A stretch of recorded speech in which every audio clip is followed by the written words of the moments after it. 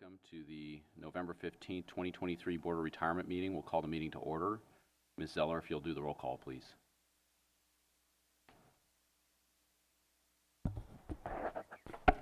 Mr. Land? Here. Mr. Kelly? Ms. Cavness? Here. Mr. Jurdy? Here. Mr. Cromer? Here.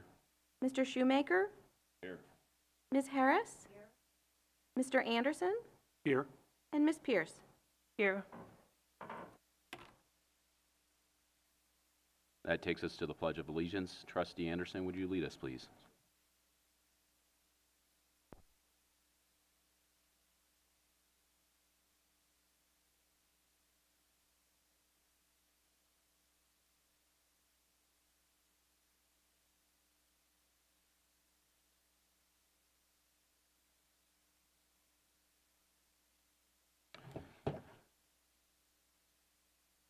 Thank you. That takes us to public comment on items that are not on the agenda. Members of the public are welcome to address the board on subjects both on and off the agenda. Do we have any public comment at this time?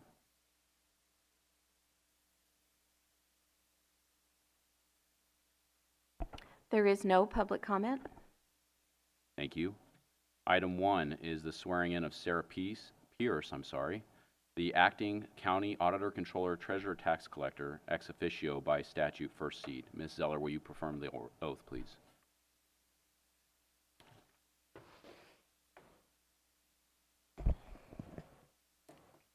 Raise your right hand. I, Sarah Pierce, do solemnly swear or affirm that I will support and defend the Constitution of the United States and the Constitution of the State of California against all enemies, foreign and domestic, that I will bear true faith and allegiance to the Constitution of the United States and the Constitution of the State of California, that I take this obligation freely without any mental reservation or purpose of evasion, and that I will faithfully discharge the duties upon which I am about to enter. I hereby attest that as a member of the Mendocino County Employees Retirement Association Board of Retirement, I will carry out my duties and responsibilities with respect to the Mendocino County Employees Retirement Association in accordance with the highest fiduciary standards and in compliance with the laws, regulations, and policies applicable to the Mendocino County Employees Retirement Association. I do. Excellent. Would you sign your oath, please?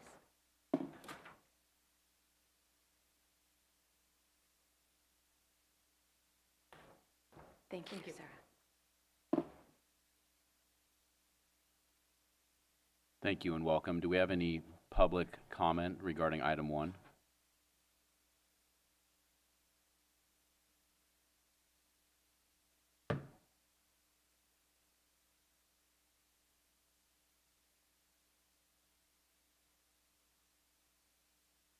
There is no public comment.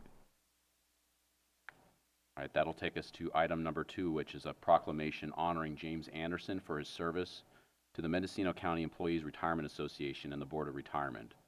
I will read the proclamation. Whereas James Anderson has served as a dedicated Board of Retirement trustee, audit committee chair, and ad hoc committee appointee since being elected as the alternate retired member on October 13, 2020. Whereas Jim's extensive experience in county government administration and valuable knowledge of the retirement system, combined with a thoughtful approach to policies, procedures, and fiduciary duty, and honest dedication to the Mendocino County Employees Retirement Association and its members, have been valued assets to the board. Whereas Jim intentionally approached his position as a trustee with professionalism, honesty, and integrity, it did not take his fiduciary responsibilities lightly. Jim always stayed abreast of issues facing the board and diligently completed his educational requirements, including attending the UC Berkeley Public Pension Investment Management Program. His gracious demeanor and pleasant disposition have always been appreciated by fellow trustees and MSERA staff. Whereas Jim has participated in resolving many difficult matters as a trustee and has been guided by his ethics and integrity when making decisions regarding investments, consultants, and policies, aiding and addressing MSERA's long-term sustainability while being the best possible fiduciary.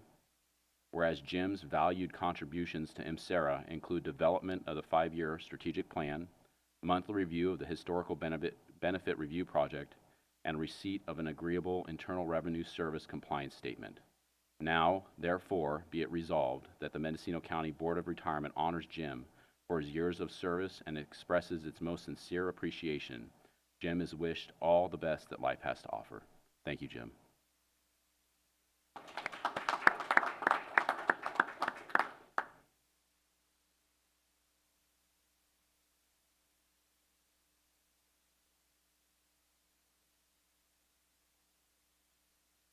Do any trustees have anything they'd like to say regarding Jim's service?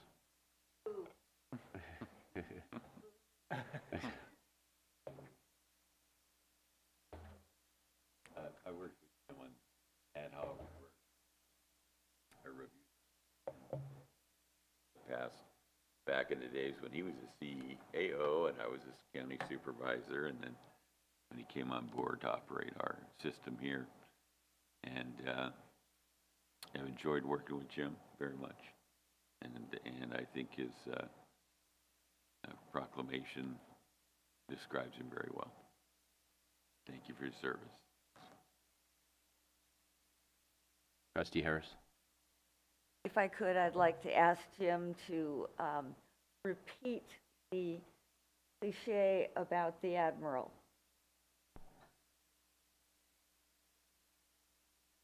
We spoke the other day. I was telling Trustee Harris, or Jerry, I guess I can do that at my last You meeting. betcha. That an old mentor of mine, Mike Scannell, once told me that being a Navy man, that once the Admiral left the ship, he never walked back up the gangplank. And having served as the MSERA executive director, coming back on the board was a little different, I must admit. But it has actually been a great time. There's been wonderful board members that I've enjoyed with, great staff, consultants are top-notch. It's really been a pleasure and an honor of mine to have. The honor's all ours, Jim. Thank you. Do we have any public comment regarding item number 2? Simply, Trustee Anderson, thank you for your years of public service. Thank you. Any other public comment, Ms. Zeller? There is no other public comment. Thank you. That takes us to item number 3, the consent agenda. All matters on the consent agenda will be approved by unanimous consent unless a member of the board requests separate action on a specific item. Those items are the minutes of the October 18th meeting, October 2023 retirement report, and the October 2023 preliminary monthly financial report.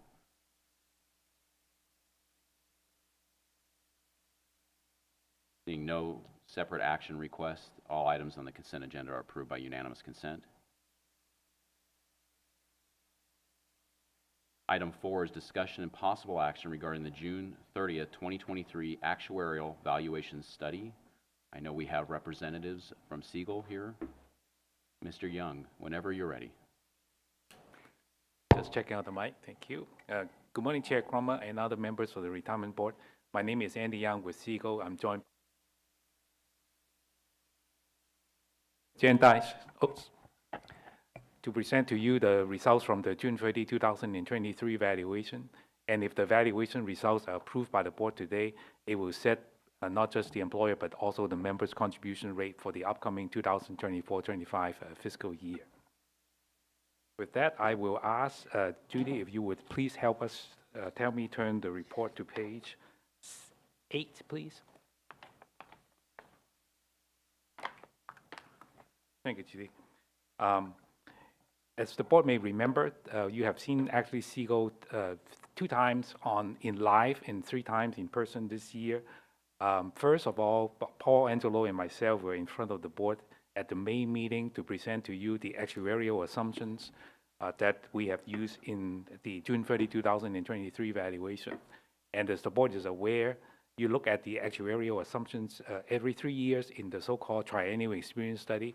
So once the board approved the actuarial assumptions in that experience study, the expectation is that those assumptions would be applied not just in the 2023, but in the following two valuations. So as a very quick recap, as a result of the experience analysis, Segal recommend and the board approved our recommendation primarily to lower the investment return assumption as well as the inflation assumption. So the contribution rate impact for both the employer and the employee is provided in item 1 of this report. The contribution impact for the employer is about 3.7% of payroll.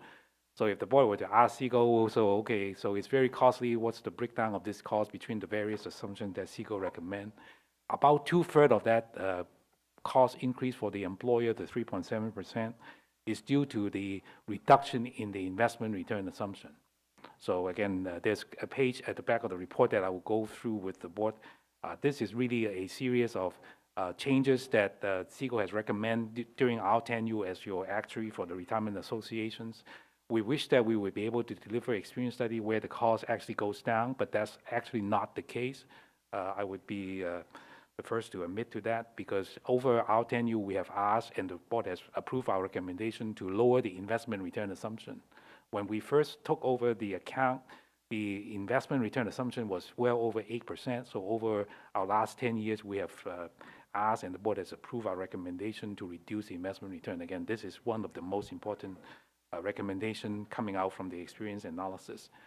For the employees, the contribution rate also go up because of the experience analysis. And again, if you ask Segal of the contribution rate increase of close to 0.8% of payroll, how much of that is due to the economic assumption, the investment return assumption is about half and half. So again, the interest rate assumption reduction is responsible for the bulk of the cost increase that will go into the rest of this presentation. So in item number 2, we look at the funding ratio. So again, the board may remember the funding ratio is calculated by taking the liability of the plan and dividing by the assets.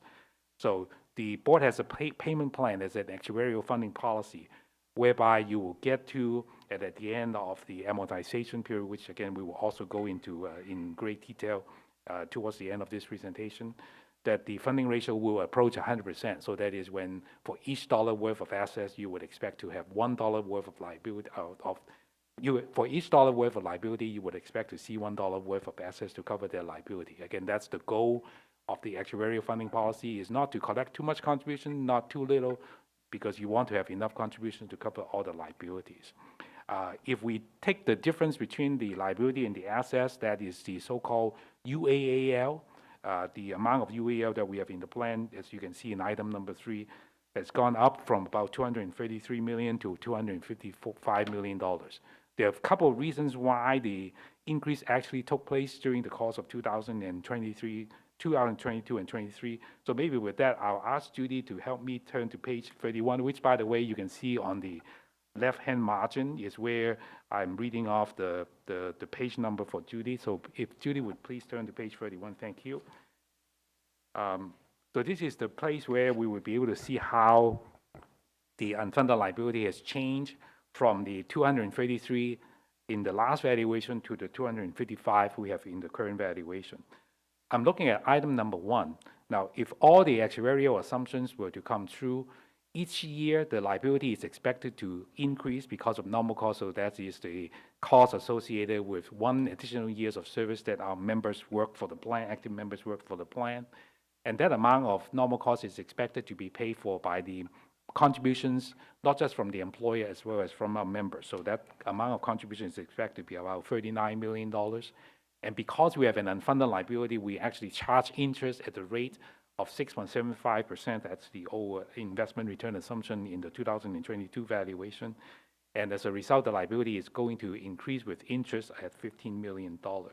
So if all the actuarial assumptions, again, were to come true, the amount of the unfunded liability would go down from 233 to $226 million. There would be a small reduction. So again, I emphasize that it's a relatively small reduction because very much like a mortgage we have for our houses, we don't expect to pay down the mortgage right away. The board has worked out a payment plan for the employer, and roughly speaking, the payment plan is for any unfunded liability to be paid off over a period of 18 years. So again, there is a page that I will be looking at with the board today, which will show you all the different mortgages, so to speak, that we have arranged for the county to pay off its UAAL. However, not all the assumptions have been met during the year, so that's why the unfunded liability did not stay at the expected number of $226 million. So let's take a look at some of the items, starting from item number 6, which caused the unfunded liability in this case to go up by about $28 million. Looking at item 6A, so the first item is the investment return lower than expected. So the board may wonder, well, you have heard, I'm sure by now, great news from Callan, because Callan has told the board that, well, rate of return on the market value basis after paying all the investment expenses have come in at well over 8%, which is certainly higher than the assumed rate of 6.75 that we have used in the valuation. However, I want to point out to the board that for the purpose of the valuation, we don't use market value of assets, market rate of return to set the contribution rate. And one of the reasons is that market rate of return could be very volatile. One year you could have good return, the other year you could have bad return. So for that reason, the board at the recommendation of your actuary has followed and used a 5-year smoothing methodology. So what that means is in years when rates of returns will come in higher, you would take the difference between that actual return and the expected and you smooth it out over a period of 5 years. That actually has helped us provide a smaller contribution rate requirement for the last fiscal year. Last year was 2021-22 was a bad year. Rate of return, not just for MSERA, but for a lot of other county retirement systems, it come in a lot less than they expected. We are of the belief that market losses are typically followed by, hopefully by market correction, and it did happen during 2022-23. So same thing happened to 2022-23. When returns are coming in higher than expected, we don't recognize those superior returns in 1 year, but rather we smooth it out over a period of 5 years. So long and short is, when we take the investment return from the prior years together with the superior return of 8% for 2022-23, the return on a smooth value basis came in at 6.6%. Again, not too far away from what we expect the fund to earn, which is 6.75%, but nonetheless slightly less than that. So that's the reason why, in spite of having a very good year, relatively good year on the market value basis, you still are seeing a contribution rate change or UAL rate increase in this case to the UAL because of the investment experience after going through this 5-year smoothing process. The next item is to be expected because we call that the contribution loss due to the 1-year delay. So because even in front of you today, we're recommending a contribution coming out from the June 30, 2023 valuation. Even if the board were to approve our recommendation today, you're not going to ask the county to start paying the contribution requirement right away. You know that it's going to take time for the county to set its budget. So for that reason, there's always a 1-year delay between the date of this valuation, which is June 30, 2023, and the date when the contribution rate would become effective, which is for the 24-25 fiscal year. So if the contribution rate coming from the valuation actually goes up because of our recommendation, then you would expect to see some contribution losses and therefore a UAL increase. And in some other years, it could go the other way. If the contribution rate recommendation in the valuation were to come down, then the county would continue to be, the county meaning the other employers as well, would be continue to pay the higher rate, so that would create an actuarial gain to the plan. But at least for the 2022-23 year, there was an actuarial loss rather than an actuarial gain. So the next item has to do with salary increases higher than expected by the actuarial assumptions. So I've mentioned the experience analysis that we've gone through with the board at the main meeting.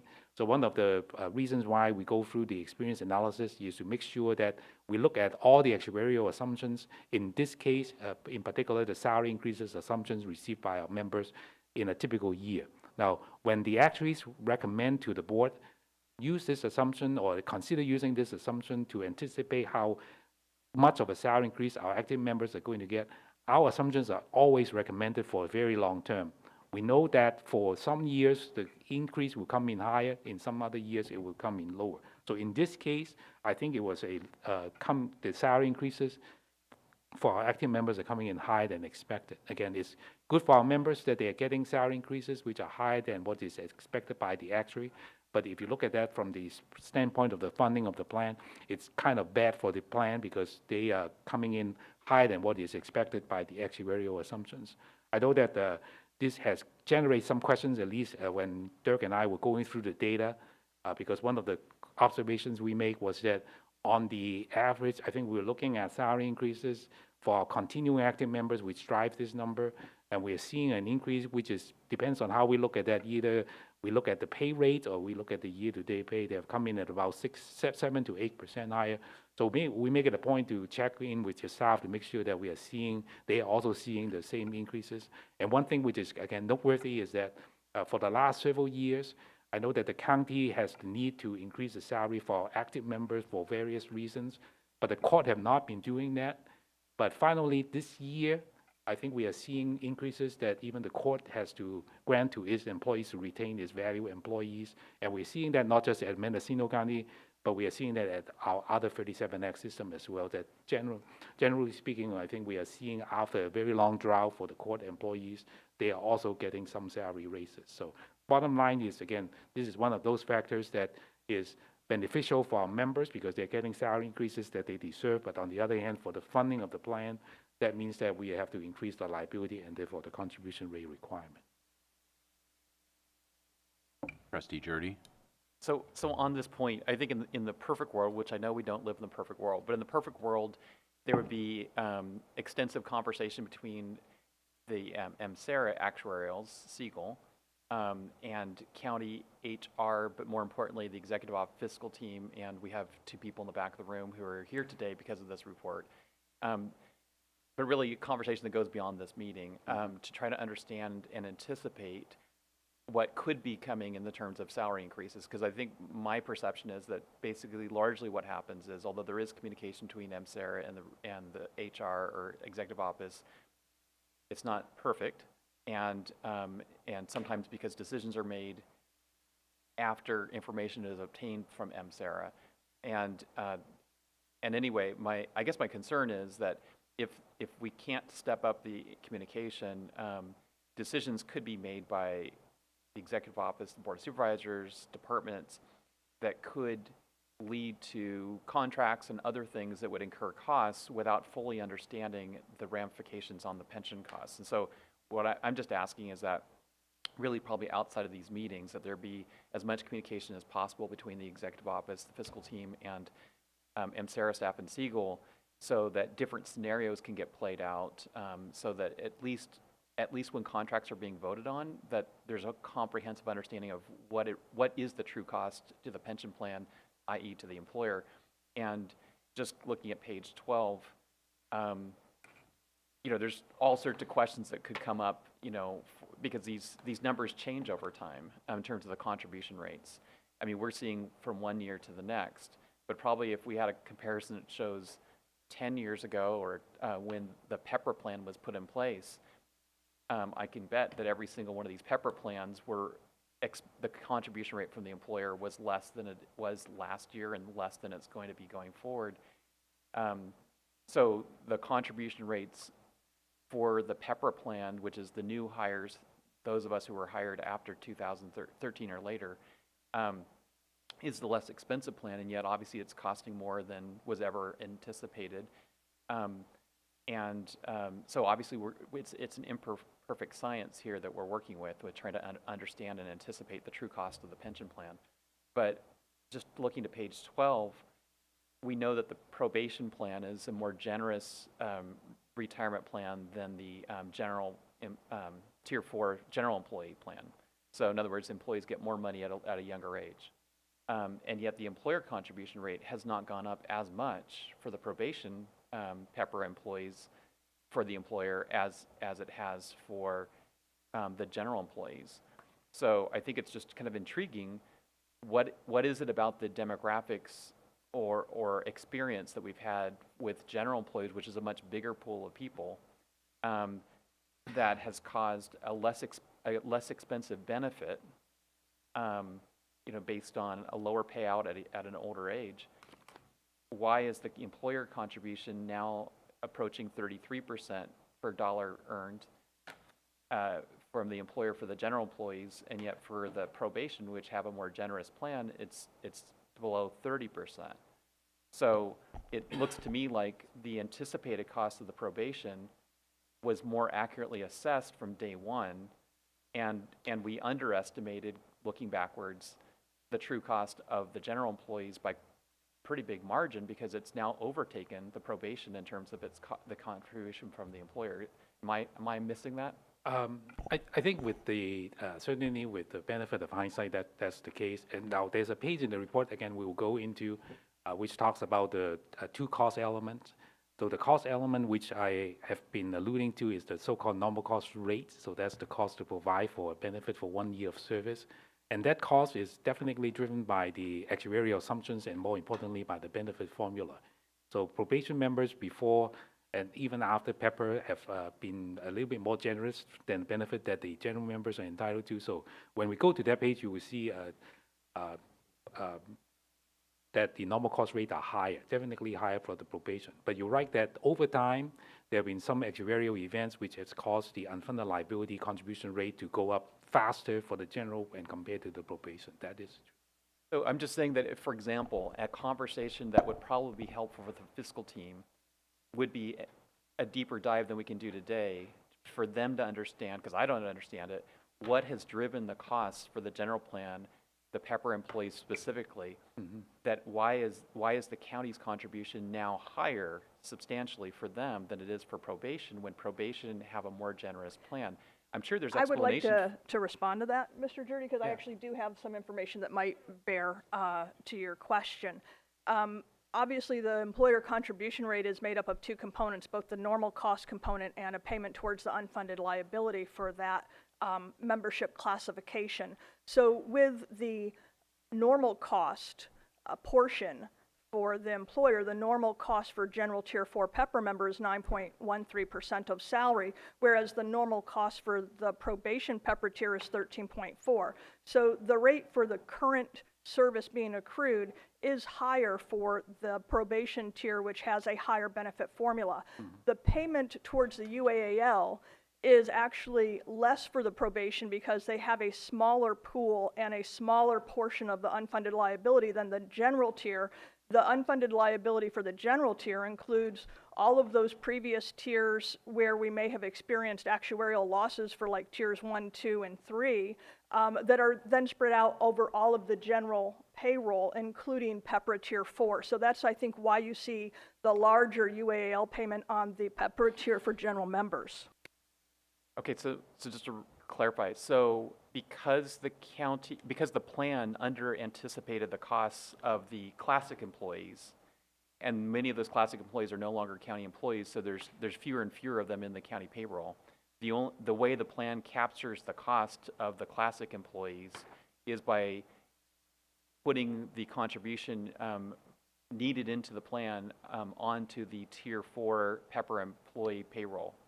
We have one employer contribution rate for each membership class, general safety and probation. So the unfunded liability for all of the general memberships are spread across the total covered payroll of the current general membership. It's not like we say, oh, this is the unfunded liability just for, tiers 2 and 3 and apply that unfunded liability payment to those tiers. The unfunded liability payment for all of the general tier is spread across all of the currently active general covered payroll. Yeah, and then I think there's another page in the report there. I don't know if we want to go to that page right now, but we'll be looking at the number of active employees relative to the retirees, and I think that would get to some of the points that Doris is trying to make, which is to the extent that we have an unfunded liability, and that unfunded liability can only be spread over the payroll for our active members. So now it becomes very important how many active you have relative to retirees. So maybe I'll provide that short answer for now, and then just drill into that in a lot of detail when we get to that page, if it is okay with the board, or would you rather for me to turn to that page right now and address this in more detail right now? Whatever is That's fine. If we have questions right now, let's address it now, so we don't have to move around. So let's do that then. Let me just give the page number for.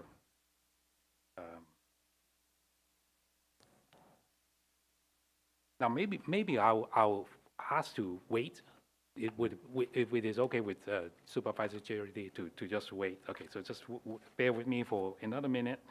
So I'm going to go back to page 31, if I may. So I think we were at item 6A, investment return, item 6B, and contribution losses, and then what prompted the question was salary increases. Now, one of the, I think the take-home points from your actuary, Seagull, would be that we definitely are at your disposal. We are available to the county if the county were to so choose to work with your administrator, to work with Seagull in understanding a little bit more about salary increases and what its impact has to do with the unfunded liability of the plan. Now, the one thing that I do not know, and I don't know if Dirk, you would remember all of that in your head, has to do with, especially with the latest round of salary increases. Is it possible that those salary increases are geared more towards the general members? Because if that were to be the case, I'm speculating, that could cause the UAL to go up. So again, I don't know if, based on what we have in the report today, I'm not anticipating this question. I apologize for not being able to answer the question on the fly. But it's very possible that if we look at and dissect the salary gain loss for this item number 6C, part of that could be, well, one reason could be that there are just more salary increases that were granted to the general members over time compared to the probation. So that's always possible. But based on the information we have in the report, I would not be able to answer the question. So be it as it may, so now I'm going to go to the next item, which is the cost of the COLA increases, which is greater than expected. Now, as the board is aware, the county has agreed to grant a 3%, up to a 3% COLA for our retirees in the legacy plan. As the board is also aware, you may remember that PEPR members who entered the plan after 1/1/2013 are not entitled to a cost of living adjustment, no matter what the change in the CPI is going to be. So for the purpose of this particular evaluation, we have used an assumption of 2.75% that was set 3 years ago to anticipate that, well, there could be some years where CPI could come in higher, but on the average, they have been coming in lower than the 3% that the members could be entitled to. So the assumption that we have been utilizing in the 2022 valuation to anticipate the COLA increases for our legacy members have been 2.75%. So which, by the way, as a result of the experience analysis and evaluation, we have left that assumption unchanged. So for 2023, when the board was asked early on in the year to grant the COLA for April 1/2023, that CPI has come in at about 6%. Now, I'm sure that you have been paying attention to how much higher prices have been, how much it has cost to buy a gallon of milk, and et cetera. But fortunately, prices have come down. So I think there was a good report that was released only 2 days ago. Inflation has finally come down and is around a little bit close to 3%. So until then, at least for this particular evaluation, CPI has come in at 6%. And because the actuary has used 2.75% to anticipate those future COLAs. So one thing that happened was on April 1 of this year, when the retirees in the legacy plan were looking at the paycheck, they're actually getting a 3% paycheck. So the rest of the increase in the CPI versus the COLA, the 3% namely, has been put into a so-called COLA bank. So the way we recognize the COLA bank is that in the future, we'll continue to use 2.75% to anticipate what the COLA would be.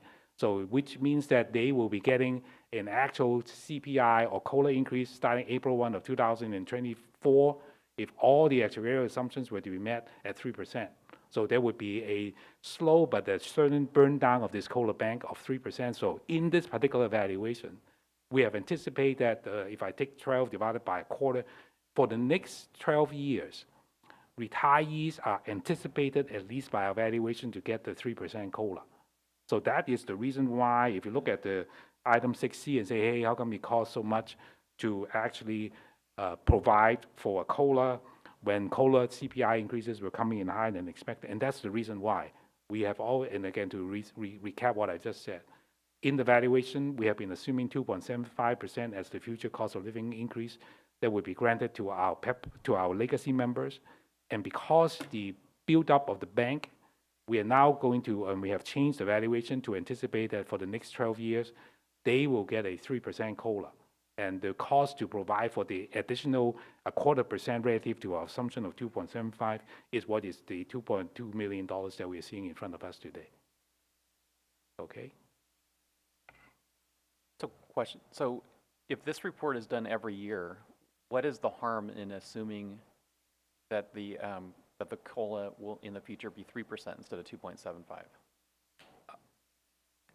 At least for the retirees, possibly very little difference, because at least for the next 12 years, we have already anticipated a 3% COLA for the legacy members. However, for the active members, our current assumption is still to anticipate that they will only get a 2.75% COLA. So there's not a harm that would be done to the plan, but the cost, anticipated cost would go up if we were to So the change plan the pays, assumption. the plan pays the money regardless of what is put in this report, right? So the retirees, when people retire, they will get their COLA. Right. Regardless of what is in this plan. It seems to me the only difference between putting in this plan and anticipation of the COLA being 3% versus a lower amount of 2.75 is that the current legacy employees will put less money into the plan with a 2.75 presumed inflation rate versus a 3%. So it's in the vested interest of current legacy employees to keep the 2.75 and not put in 3%. At least as far as the assumption, we are of course mindful of the contribution rate impact, although the board may remember when Paul and I were in front of the board trying to recommend retaining the 2.75% as the COLA assumption and this 2.5% as the new inflation assumption. We take a look at other factors. So for example, we pay attention to the Feds, which have been saying for the last 18 months in particular, when they try to raise the short-term interest rate, that the goal is to bring the COLA back down to 2%, the CPI back down to 2%. I think they have done a very good job because at one point CPIs were as high as 8%. So definitely it's very painful for them to bring the CPI from 8 to 6 and 7 and finally it's at 3%. I understand that they're not done yet, but at least based on what the message is for the people who actually have the ability to change CPI, their goal is to try to keep the interest rate as long as possible and as high as possible so as to keep that inflation down to 2. So I think that whereas from a cost perspective, you are absolutely right. By lowering the inflation or by keeping the inflation at 2.75, members would pay a lower rate.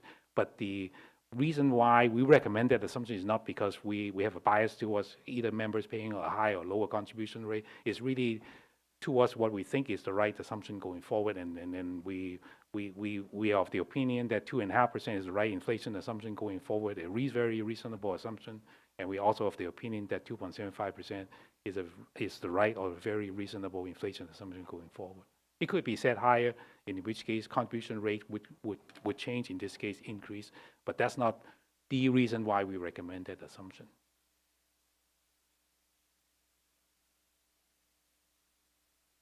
Okay. Scott, on this issue, to be clear, the line D is the COLAs that refer to retirees only, and line C would include COLAs given to active employees. Is that correct? That's correct. That's correct.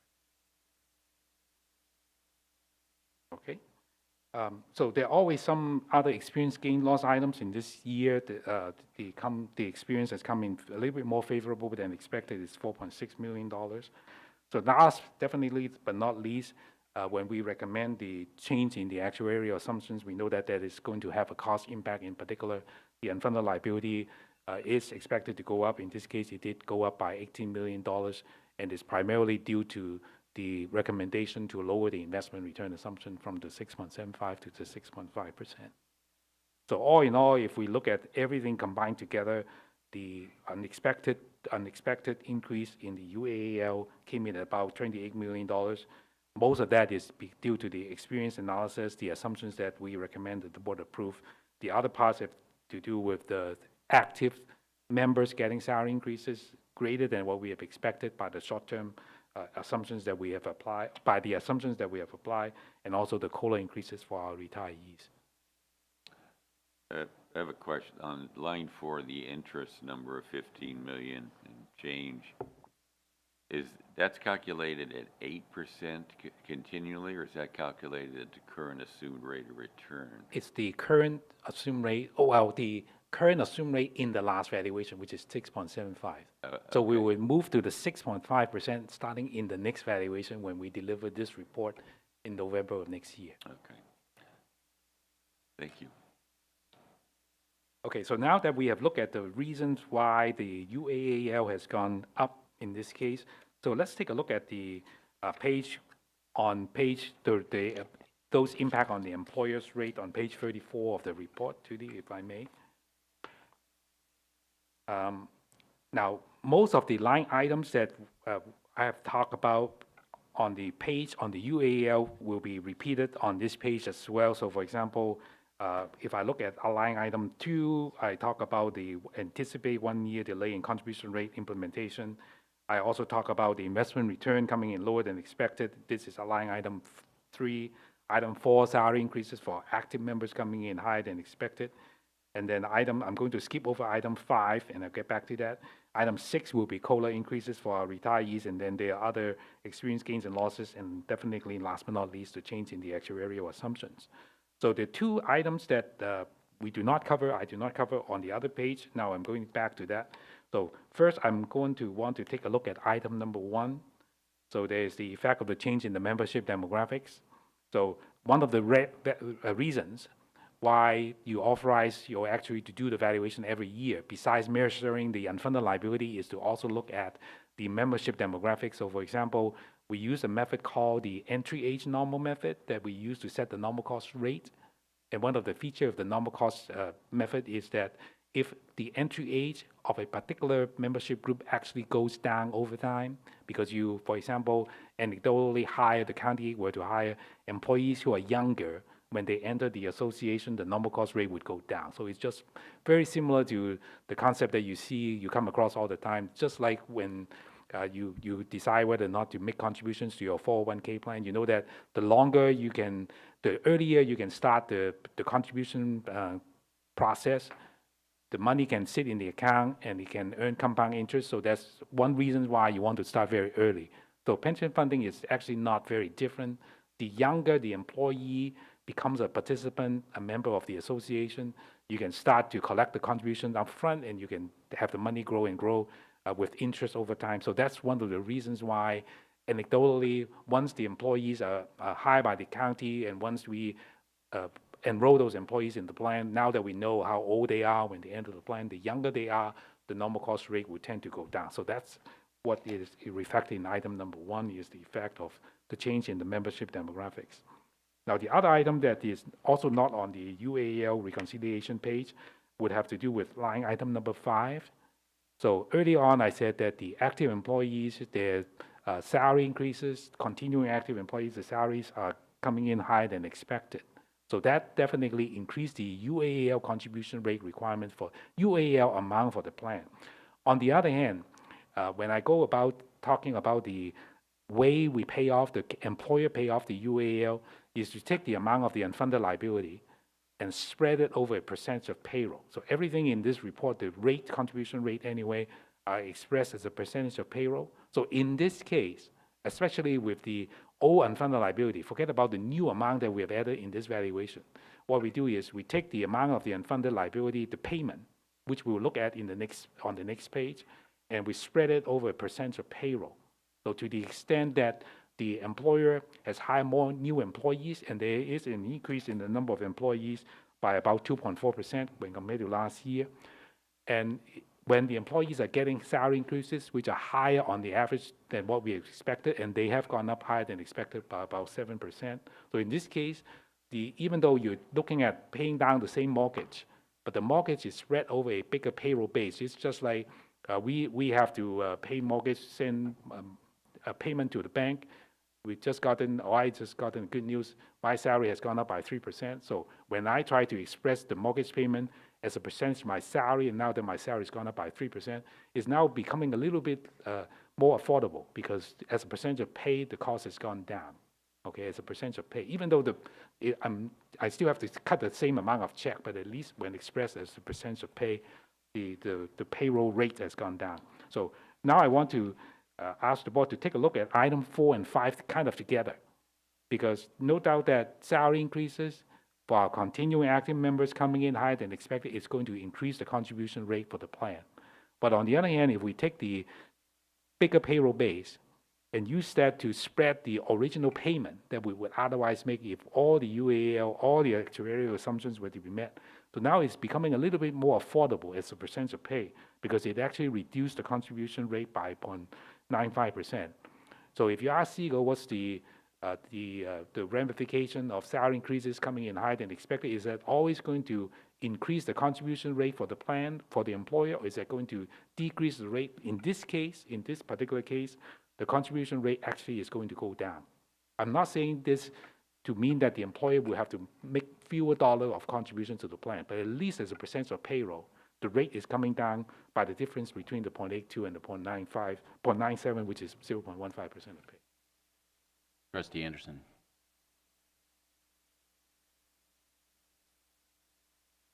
I may unmute. Andy, I understand, the concept of the larger, pay per person, creating a larger payroll pool against which to charge these. When I looked at the former table that you showed us, the increase in payroll contributed to unfunded liability, roughly about 50% of changes in actuarial. And then when I look at this table and I look at the rates, look at the dollar amount or the rate, it's 25% of like 3.7% effect changes in actuarial versus 0.82, and the 0.82 then mitigated by the larger than previous payroll. I'm a little bit at a loss to significant in the relative nature of the impact of salary increases being larger than expected through the changes in actuarial assumptions. Yeah, I think that's an observation well made. As a matter of fact, when I was looking at with the board the change in the UAL, it was just the change in the unfunded actuarial accrued liability. Now, in the next page, I'm going to look at the normal cost breakdown of the employer's rate versus the UAL breakdown of the employer's rate that Doris was alluding to earlier on. So for the 3.7% increase in the employer's rate as a result of the experience analysis, roughly half of that is due to the increase in the UAL rate. So that increase in the UAL amount, which is the $18 million, is tied in very closely to roughly about half of the 3.7% increase in the employer's contribution rate. The other half that you don't get to see when we only look at page 31 of the report, which after all is a reconciliation of the unfunded liability amount, is the increase in the normal cost rate. So that's the reason why these things may not be totally proportional, and it is because there's the increase in the employer's normal cost rate as a result of the experience analysis, the assumptions that we recommend.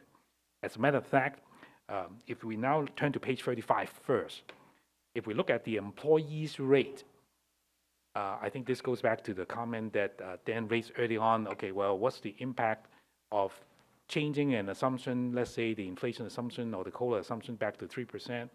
So how is that going to change the employee's rate? I think the point that it's going to be well made as well is if you look at how we set the members' rate, members are really only paying for change in the normal cost rate. So anytime we change the actuarial, we recommend that the board change the actuarial assumptions. The normal cost rate can go up or go down. In this case, it went up by 0.8% of payroll. And I've said early on that there's also about a half of 18 million, close to $19 million increase in the UAL. And then if the board were to ask, so who's responsible for paying off that UAL? It's really only the employer. So in this year, and again, no one wants any cost increase, but in bad times, when we change the actuarial assumptions or when we have slight increase in the UAL because investment did not perform, at least in the short 1-year window when compared to the assumption, it's really the employer who's paying for that deviance. In this case, the increase in the UAL contribution rate. Now, take it on the flip side. So hopefully, next year we have a better report better set of contribution rate to report. Investment finally has come down. I know that it's very volatile market right now, but if the fund were to earn even after going through the smoothing process at 6.5%, and I don't know what the rate of return is, but let's say that it is higher than 6.5%. And if the employees were to come in and say, well, okay, well, are you going to recommend a reduction in the members' contribution rate? Then the actuary will have to remind the members, no, because in this case, even in good times or in bad times in this particular year, or in good times in my hypothetical in the next year, hopefully that will be the case, we will not be able to reduce the employees' contribution rate because the fund earns more than expected. So in this year, definitely the fund earned less than expected. Their rates are immune and not set and not impacted by that inferior performance, but it can go either way. Just an observation, and please correct me if my observation is incorrect, but it's a little bit counterintuitive when you're considering all these together, because if you ask somebody, would the plan sponsor's contributions go down if they have less employees, you would think that it would be yes, that payment would go down towards the retirement. But when you include the UAL in that equation, there's less employees, that payment needs to remain the same, so it may not have as direct of an impact on the employer's contribution towards retirement because of the UAL payment that has to remain steady. That's right. So in other words, the unfunded liability, especially the dollar contributions to the unfunded liability, is kind of like a fixed cost. So in other words, if all the actuarial assumptions were to be met, if no actuarial assumptions were to be ever changed by the board, the UAL payment will stay unchanged. It's really a matter of taking that payment and spreading that as a percentage of payroll. In developing the payroll, using the methodology that the CECO recommended, the board has approved, we are now expecting that the payroll will increase annually at the rate of 3%. So to the extent that payroll were not to go up by 3%, then the contribution rate will be higher. So take it on the other hand, so like this year, because payroll has gone up faster than what we have expected, as a result, even if all the actuarial assumptions were to be met, there would be a reduction in the contribution rate to the UAL.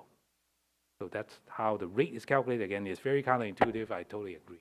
Our financial investment officer, go ahead. I would also let the board know that in the past, we've worked with the courts in order to adjust their UAL contribution mid-year.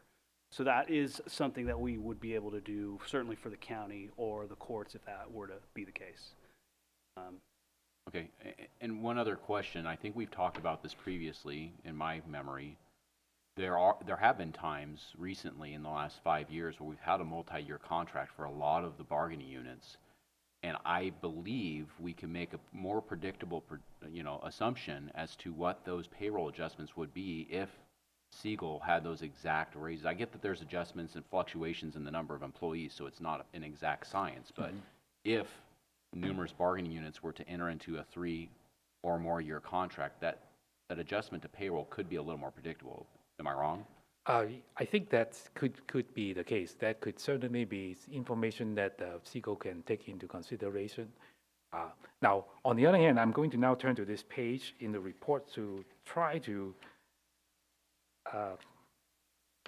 answer the question. So what would we use that information for? So in other words, had we had that information in the past, how is that going to change the UAL or to set the contribution rate a little bit differently? So with that in mind, Judy, if I may ask you to turn to page 78 of the report for me, please.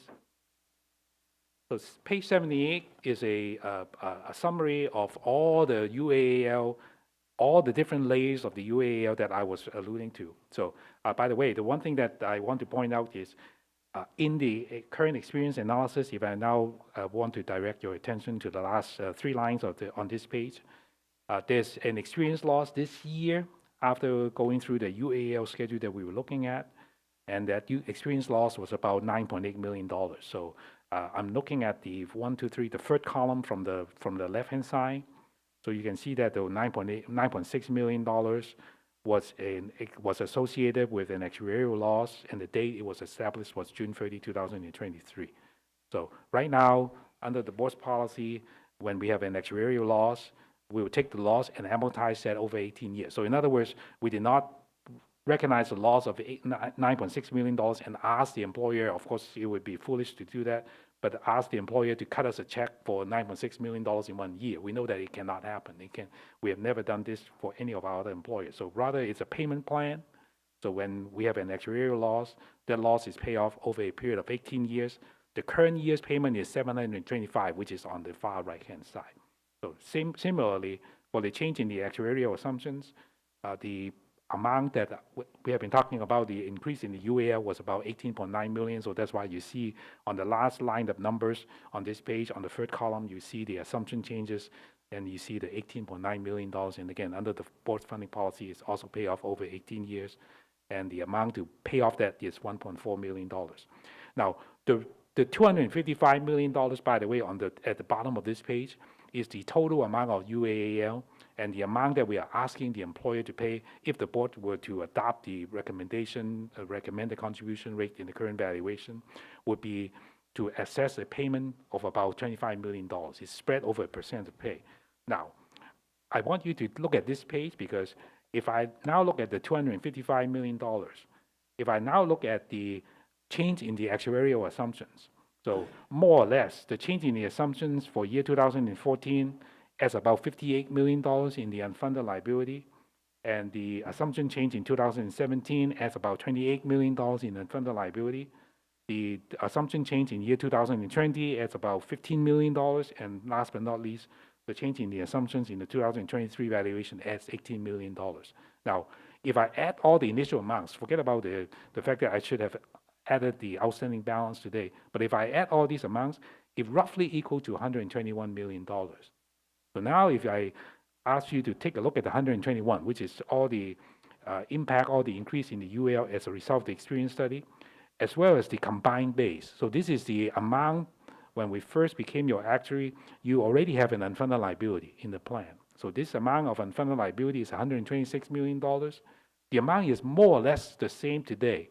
And one of the reasons why it's this case is the board may remember when we were going through the review of the funding policy for you, I granted that it was a few years ago, that by starting off and having the relatively long amortization period, at least for the first maybe 9-10 years, the amount that the employer has religiously paid towards the UAL is not enough to cover the interest.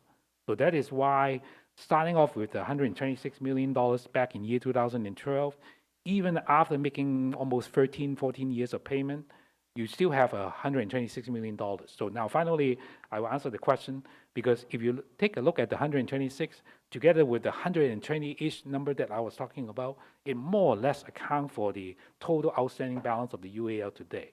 So in other words, even though there are a lot of factors, a lot of changes that happen, investment returns for some years have come in higher, some years have come in lower. Salary increases for our active members, some years have come in higher, some years come in lower. COLA increases for our retirees have come in higher and come in lower for some years. But they really account for very little part of the unfunded liability.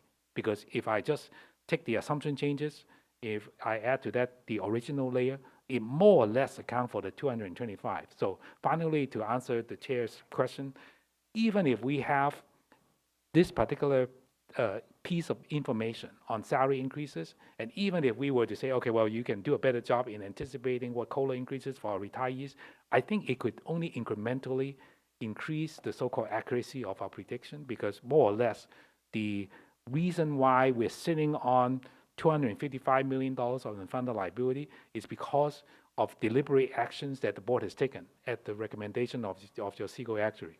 So we recommend, and again, I congratulate you for taking our recommendation to reduce the investment return assumption in this 4 experience study from 7.75 to 6.5%.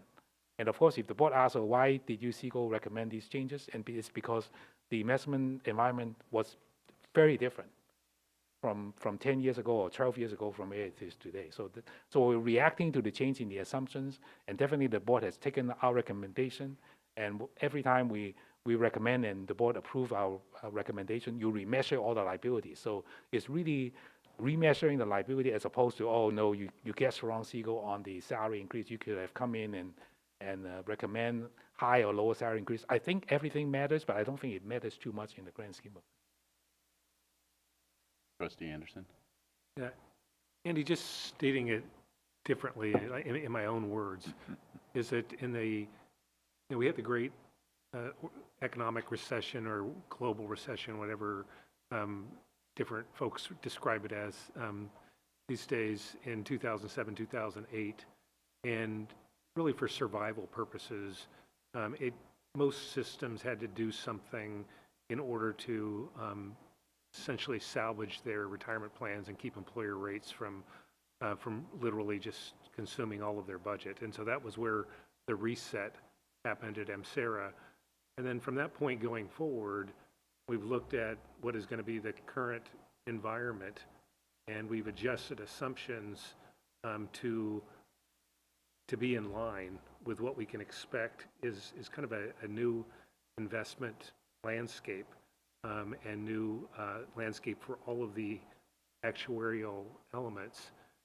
And that really, when you combine those two things, that accounts for the unfunded liability that needs to be paid off at this.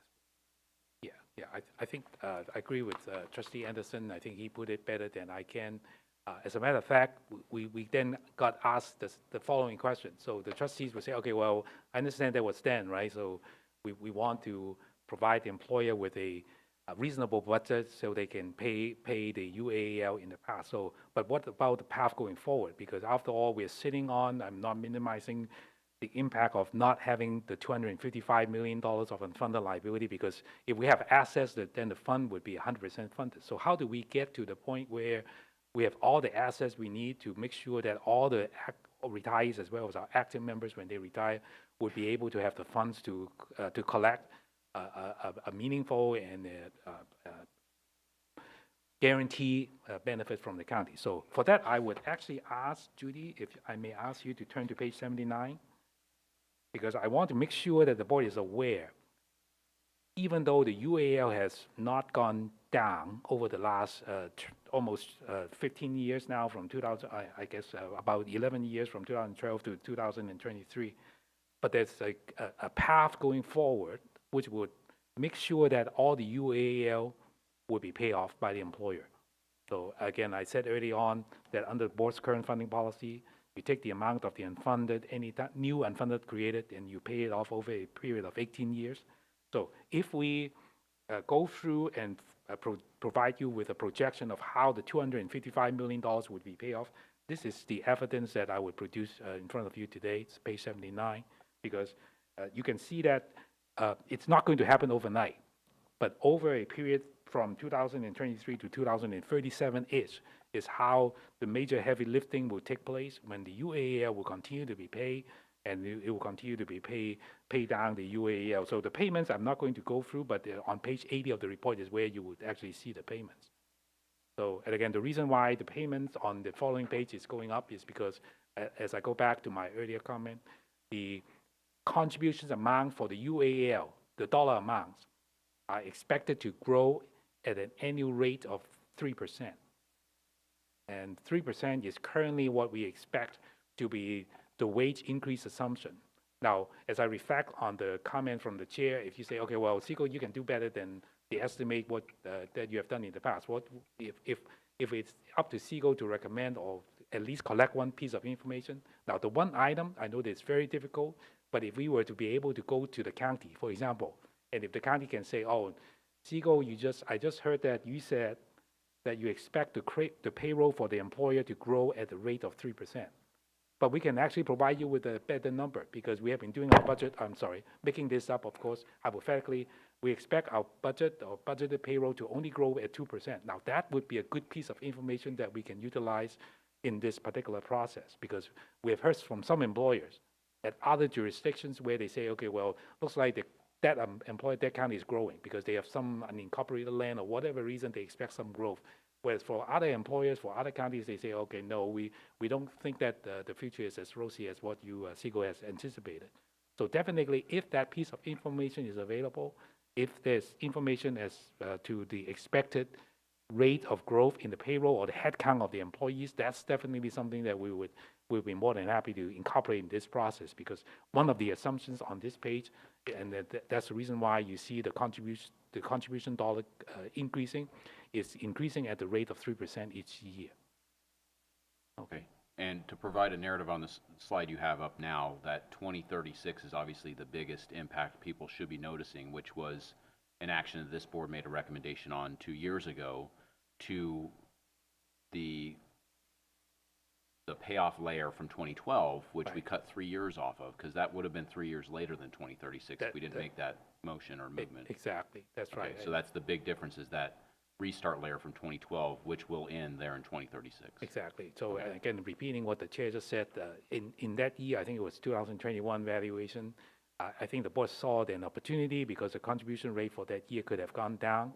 So rather than to reduce the employer's contribution, which of course is not the goal, but at least they're always trade-off, right? So instead of reducing the employer's contribution, then the board asked, well, what if you keep the contribution rate unchanged? What can we do? And then we have the red bar staring at us, and that's the restart layer.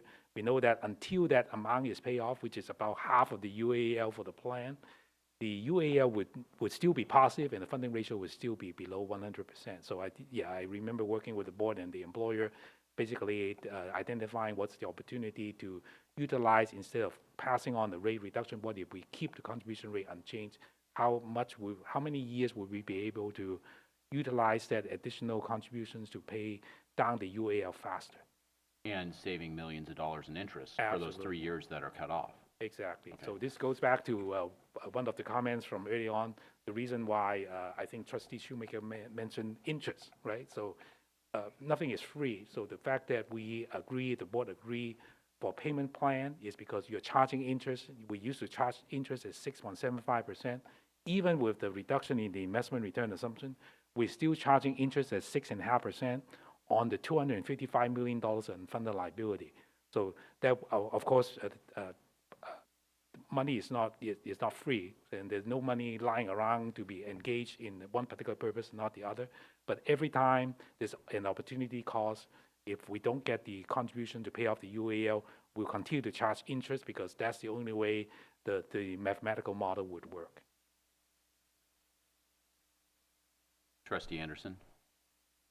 Just one other comment, and again, looking back at page 76, is that I think, and I don't want to minimize, the challenge of $255 million in unfunded liability, but when you look at, again, what happened with the Great Economic Recession, and MSERA wasn't by itself. You have the $126 million. And the first change in assumptions and methods in 2014, $58 million. Those two alone, $185 million roughly of the unfunded liability. As you can see where we've changed assumptions going forward from that, $28 million in 2017, 15 million, 18 million. I think as far as a narrative, there was a significant impact from a global economic crisis. And then there has been, I think, a real commitment of this MSERA board to have reasonable assumptions going forward. And you can kind of see the glide path that although it's still a big chunk of money, we're getting closer and closer to achievable assumptions. Trustee Jordy? So, Andy, on what pages would you direct us to look at the plan's projected cash flow in from the employer and the employees, and then the cash flow out in terms of annual benefit?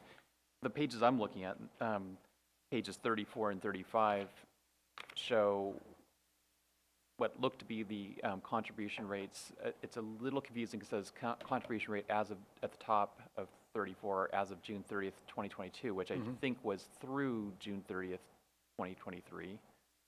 And then contribution rate as of June 23, I think it's through 24. So anyway, when I add up that for the employer contribution and the employee contribution, it looks like up through June 30th of this year, it was about $42 million from the employee and the employers, and next year 46, the year we're in now. And then if I go to page 72, it looks like it's 47 million in terms of money paid out. So is that getting the right numbers there? I thought it was 42 million into the plan, 47 out, or is it 46 million Yeah. this year and 47 million this year out? Right, because the numbers, Supervisor Jerry, that you're looking at are the projected numbers. Maybe a better page to look at would be page 21 for perhaps, because page 21 has for the last 10 years, the contributions coming into the plan as well as the benefit payments going out. Now, I think the projections that you're talking about definitely is something that we have been working with your investment consultant at Callan, providing to them what the projections of those payments would be. However, if we look at in the past, so these are not guesstimates because these are actual numbers as reflected in your financial statements. So definitely the comment could well be, the observation could well be made that for the last many years, the benefit payments have been in excess of the contributions, definitely coming in from both the employer and the employees.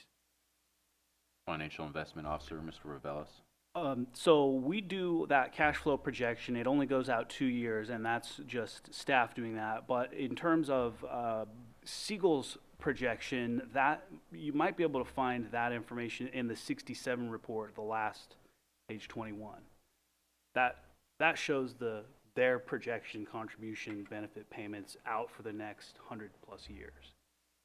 The next report. Right. Yeah. In a closed group though, yeah, so Yeah, very it's not the idealistic. exact same thing because it's talking about the fiduciary net position, but it gives you an idea of Siegel's.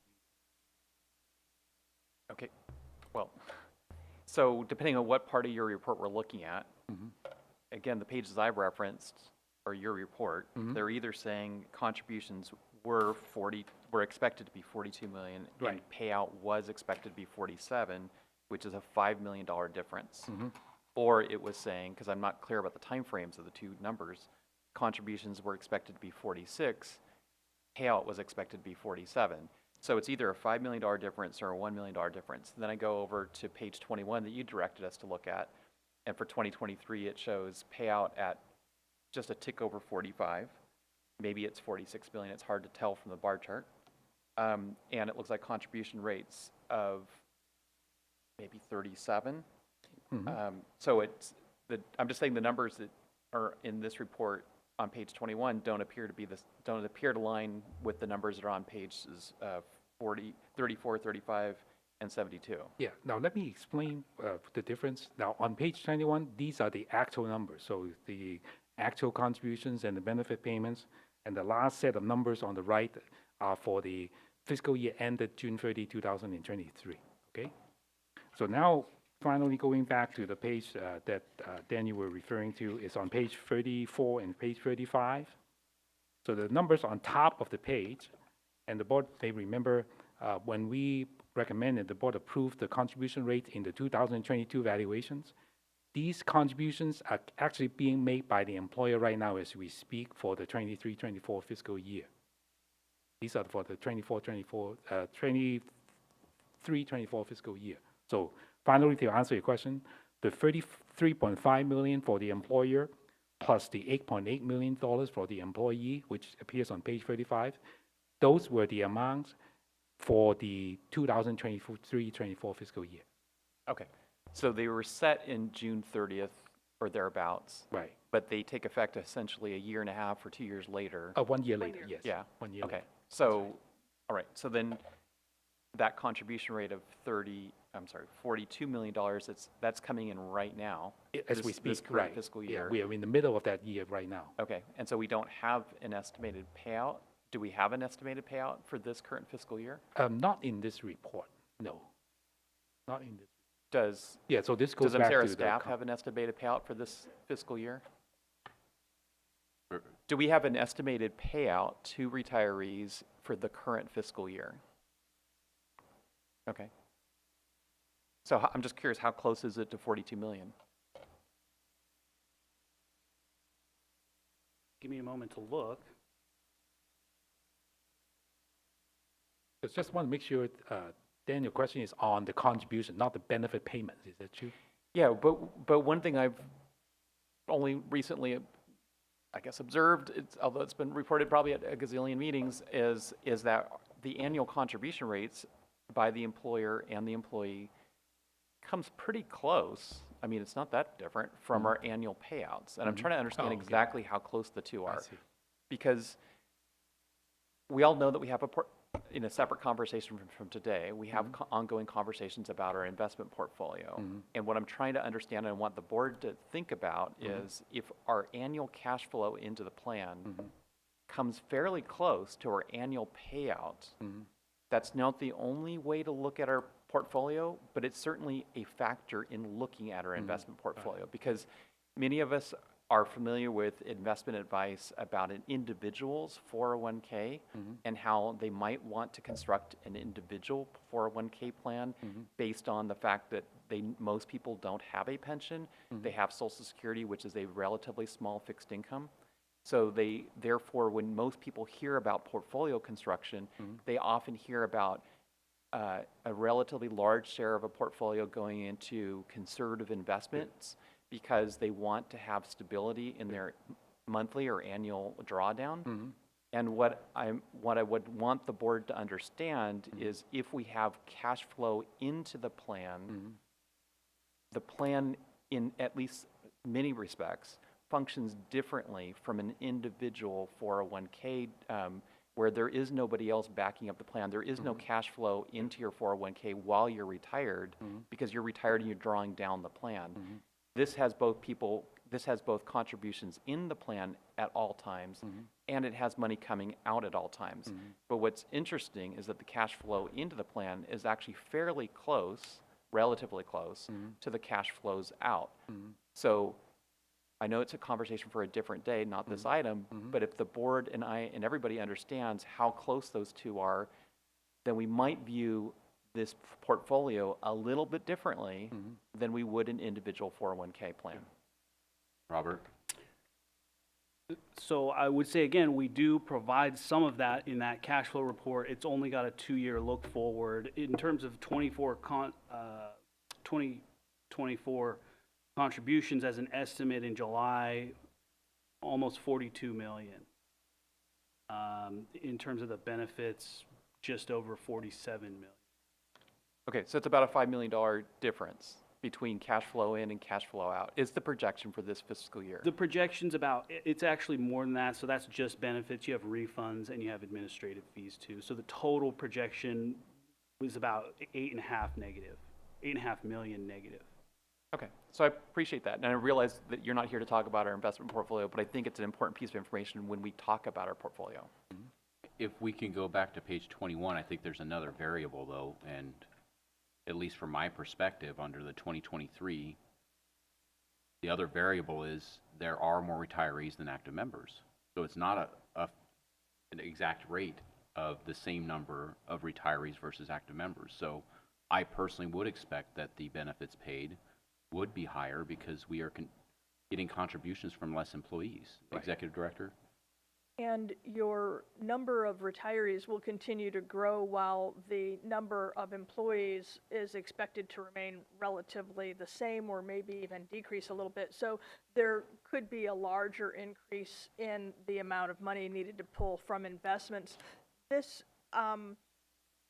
chart sort of blends into, I think it's page 78. Let me make it page 80, where once the restart layer actually gets paid off and goes away, you could see a significant decline in the employer contributions. Now, I realize that's still maybe a decade out, but at that point, you'd have a much higher reliance on income out of the portfolio because your contribution rates would decrease. And that would be what you would expect as the plan approaches 100% funded, should we experience what's projected here.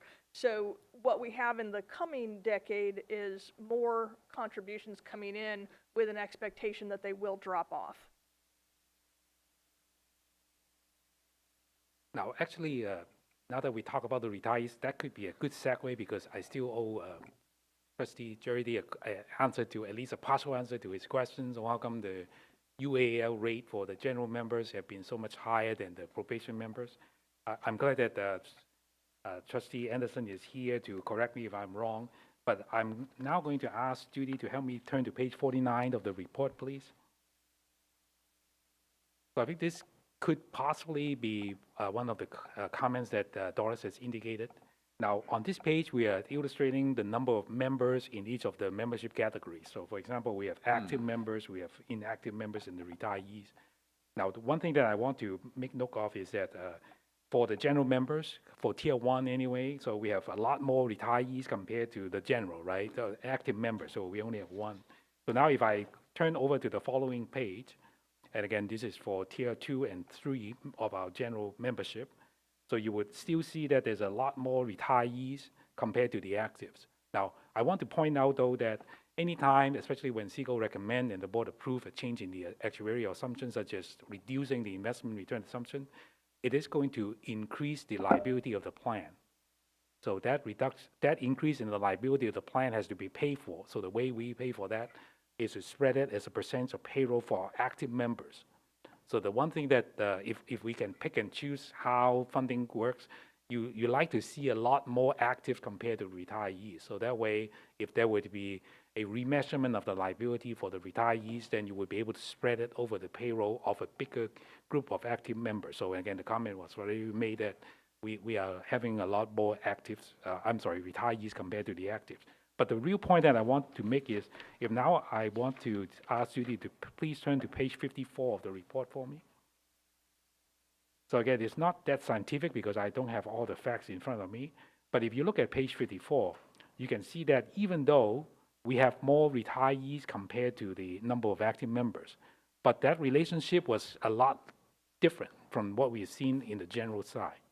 So as a matter of fact, if you now turn to page 55 of the report, oh, I'm sorry, so only 54 is fine because this is Tier 1 and Tier 2. So I think the point that I'm trying to make is, again, there are far fewer retirees compared to the actives. So this is the place where I want to see if Trustee Anderson may remember. I know that probations, generally speaking, were introduced as a new membership group a lot later than when general were first set up.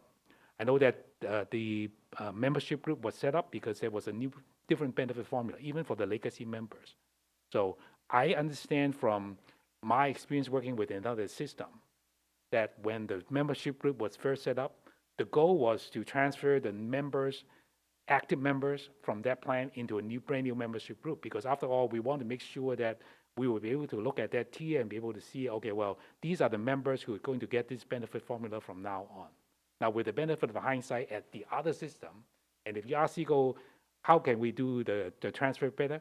I think we have forgotten that retirees from that plan should also be transferred from the membership, general membership group to the probation as well, at least in this other system. Because after all, if there were to be a time when they actually need to remeasure the liability, we want the probation department, but not the other county departments, to pay for the cost of the retirees for the probation.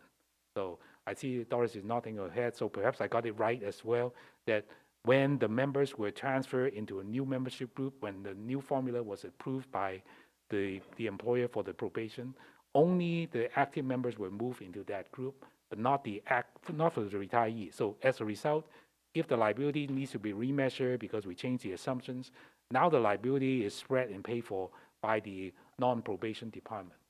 So granted that even if those members were to be moved, it's not going to change the employer rate in total. But if you look at this, everything from an equity standpoint, the case may be made that the contribution rate could have been different if we were to move the retirees from the probation into the probation membership group. So I'm not suggesting that you should do that because we're still collecting the right amount of contribution in total from the employer, but definitely the contribution rate setting process could be a little bit different. Okay.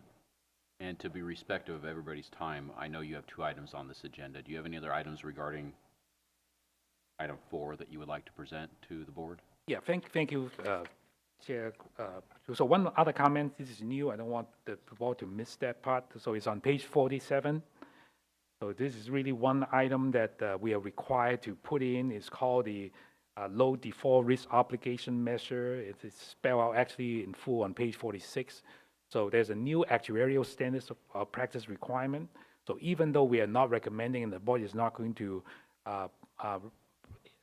invest your portfolio in fixed income securities, but we are required under this so-called actuarial standards of practice number 4 to provide to the employer, to provide for the other stakeholders, what would have been the liability if we were to invest solely in fixed income securities. So for that particular purpose, we have chosen the discount rate based on 20-year municipal bond, and the rate is, as you can see on page 47, it's a lot lower, 3.65%. If we were to use that discount rate, the liability would go up in this valuation, the actuarial accrued liability, not the unfunded, would go up from 927 million to 1,349 million. So I think the way the trustees I don't want you to be alarmed by this, but another way to think about this number is because you have taken the position that it is prudent to take some measured risks to invest in a balanced portfolio. So as a result, you have been able to save the taxpayer from the county an amount which is very close to well over $500 million by investing in a very diversified portfolio that you're willing to take on the risk.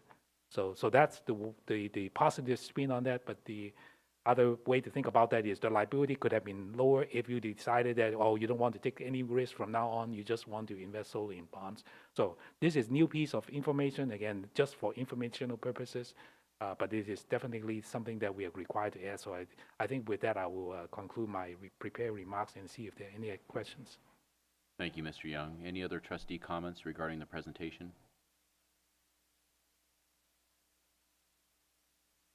Do we have any public comment regarding item number 4?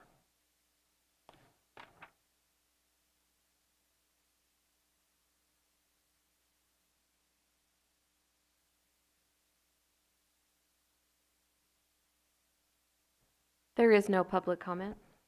I believe this is discussion and possible action. Are we looking for a motion regarding this item? Chair Cromer, I believe the motion would be to accept the report and the contribution rates as provided. These rates then will be provided to the County Board of Supervisors probably early next year, January or February.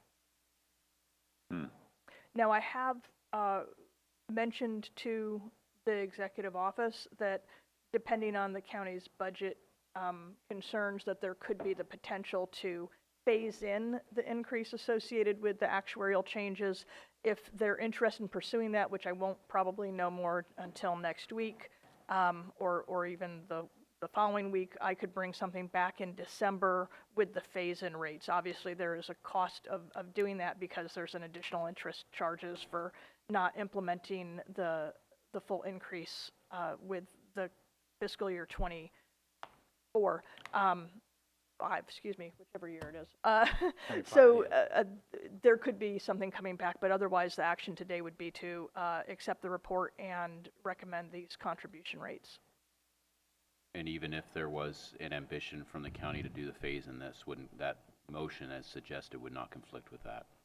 No, but we could bring it back for modification for the phase-in on the employer side if they wanted to pursue that. Do we have any such motion? So moved. Vice Chair, Trustee Harris. I have one question, one more question on the charts. Looking at page 80, this is the Exhibit J, as we move along, and the red drops out in 2036. That drop off, that is in relationship to the bonds that we have that are paying out. What is the drop off that year then?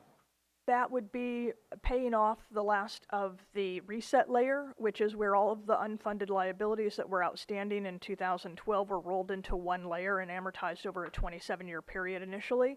So that's the payoff of that unfunded liability section that had been the restart layer. The county's POB bonds, which of course that funding came to us like 20 years ago, those should pay off at the end of fiscal year 26, if I'm not mistaken. Okay, that's right. So that, what that represents then is that loss of the red bar represents a freeing up of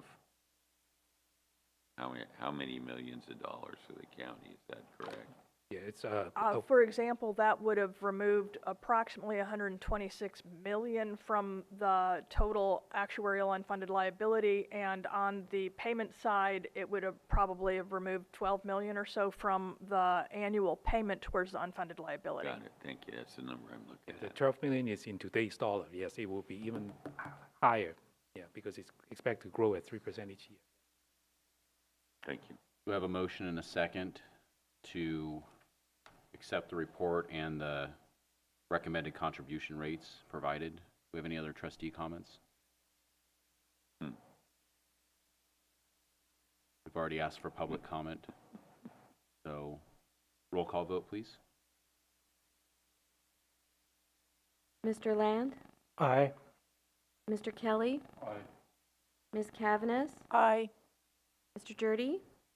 Yes. Mr. Cromer? Aye. Mr. Shoemaker? Aye. Ms. Harris? Ms. Pierce? Aye. Approved. Thank you. Mr. Young, do you have an estimate on item 5 of how long that might take us? I'm trying to get a break in here somewhere around the 10 o'clock hour. Yeah, I think I will ask Dirk to take over that item, and I will only give him 5 minutes. Is that 5 minutes? Yeah. Yes. 5 minutes? Yeah. Perfect. So that brings us to item number 5, the discussion regarding the June 30th, 2023 governmental accounting standards, the GAS 67 actuarial evaluation. Mr. Adamson. Thank you. Judy, if you can start on page 13, please. This is the financial reporting report for the plan. There will be a companion GAS 68 report for the employers produced in the first half of next year. Same measurement date, June 30, 2023, but a reporting date of June 30, 2024. So starting on page 13, the chart, the group of numbers in the middle is the June 30, 2023 numbers. Just to refresh the board's memory on some terminology, total pension liability is basically the same as the actuarial accrued liability in the funding report.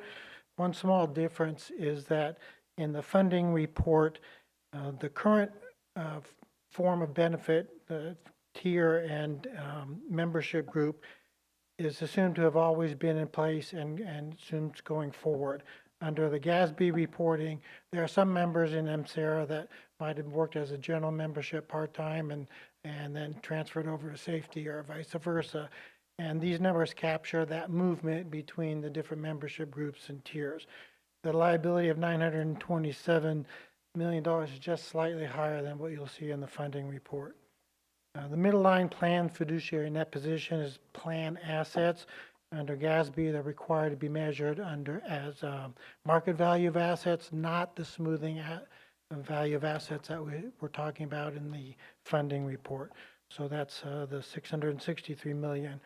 Net pension liability is basically the unfunded liability, measured slightly differently, but on a market value basis. It went up from $250 million last year to $263 million for basically the same reasons Andy discussed in the funding report, the salary increases, COLA, assumption changes, et cetera, offset a little bit by the superior gain in the market value rate of return. Funded ratio increased slightly from 71.3 to 71.6. If I can have you turn to page 17, please, Judy. This just shows a progression on how we got from last year's picture to this year's picture, the top part being the progression on the liability, total pension liability, the middle section being the progression on the plan assets. There's one other reporting number down at the bottom of the chart.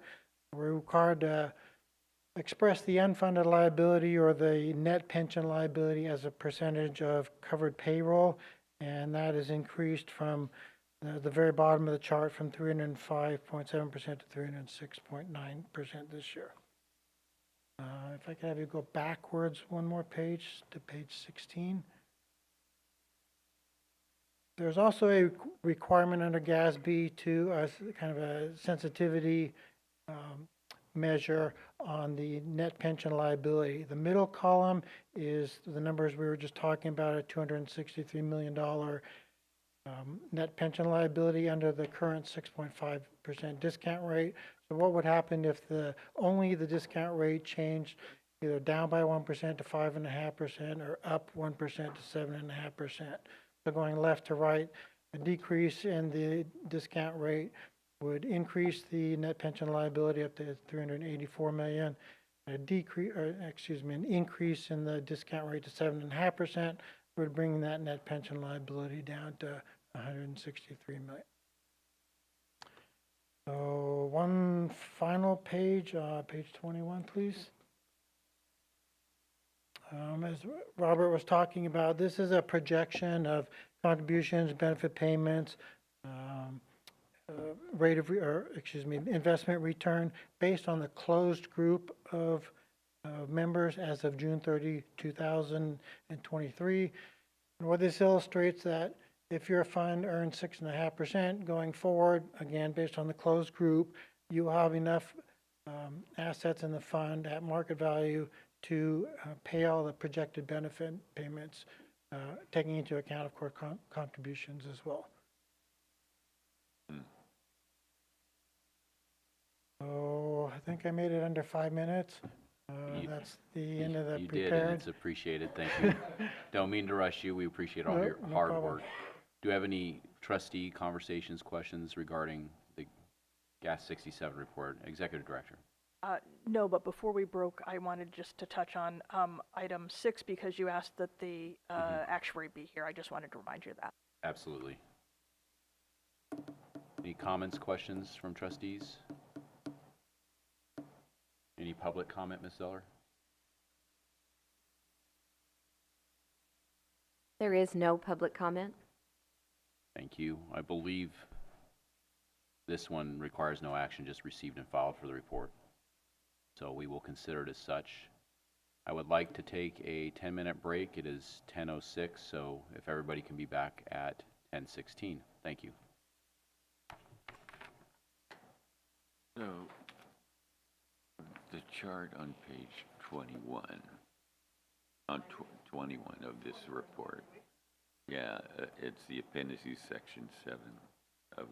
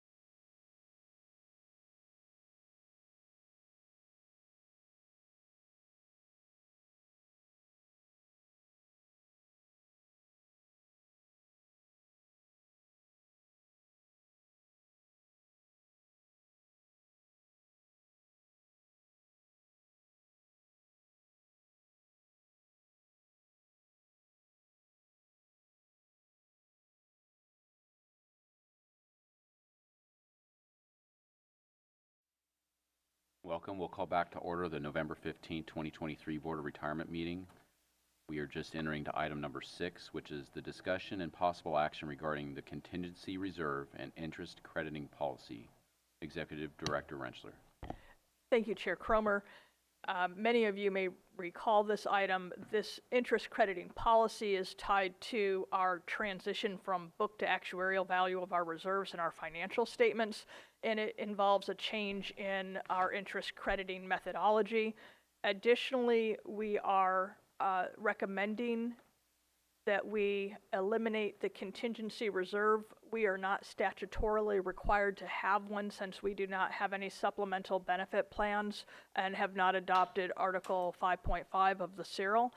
That elimination of the contingency reserve would just take essentially the 1% that we carve off of the valuation value of assets and add that back in. So it would slightly improve our funded ratio and have a corresponding benefit in calculation of the employer contribution rate. Other than that, I'm going to turn it over to Mr. Ravelis for a discussion of the actual interest crediting changes.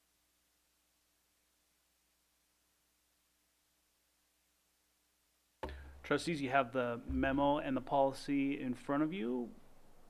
We try to keep it simple. We're following a methodology laid out by Contra Costa County, and I'd be happy to answer any questions. Well, I guess before we answer any questions, the big change here probably is the employee crediting rate. Instead of crediting the employees at the actuarial rate, as it has been done in the past, we would be crediting at this lower rate now. The difference between the actuarial rate and the member crediting rate, dollar-wise, would go towards the employer. That would allow us to keep our actuarial value of assets in line with the valuation. In addition to that, if the board does approve moving away from holding the contingency reserve, we would need to be adding 2 other reserves, one of which is a deferred market reserve, which would exactly match one of the line items in the valuation report. And we would also be adding a negative type of contingency reserve, however you want to call it. It's called the different things in different systems, but we've called it a negative interest reserve. It would essentially carry the balance that in any given year we didn't actually earn in relation to our actuarial value of assets. So that would allow us to keep our reserves matching the valuation and our net position. Thank you. Do we have any trustee questions or comments? Trustee Anderson. Yes, Robert, I've asked this before, and it's just kind of a continuing question. I know there was a historical period of time where we weren't, the large pot of reserves was correct, but the way that they were, essentially the way that it was directed towards a cost of living, employer, employee, those types of things, for a period of time wasn't done correctly. I know that's changed. Is it something that was just going to be addressed going forward, or is it there some point where you can reconcile it and say we're where we should be? We have done that. We have. Yes, so that's all done. We did realignment of the reserves to bring them more in line with the liability associated with the reserve, and we did that, I want to say, almost 2 years ago now. And then that was the first step before we were going to do the move from book to actuarial value as far as carrying the reserves on our financial statements. There actually isn't any change. We have a transition reserve that is also being created that is the difference in the value between our book and the actuarial value. So that's done for transparency purposes. With the negative interest reserve, that only comes into play where we would credit out more interest based on using a fixed interest rate rather than actual earnings as provided by the fund in each 6-month period. And then future earnings would go in to reduce that back down as we distribute, and hopefully things would even out over time. Any excess beyond the required distribution to the reserves based on the valuation returns would be credited to the employer contribution reserve. Trustee Jurdy. So for clarification, so the revised policy, there's 2 policy changes, but the revised on the interest rate would revert to the state statute, which would set the rate at 2.5% rather than the assumed rate of return. So this is for only for people who work for the county but who choose not to file for retirement, but instead they voluntarily withdraw their money, and so the money, while the money was in this account, they would have accrued a 2.5% interest rather than 6.75. That's correct. Okay.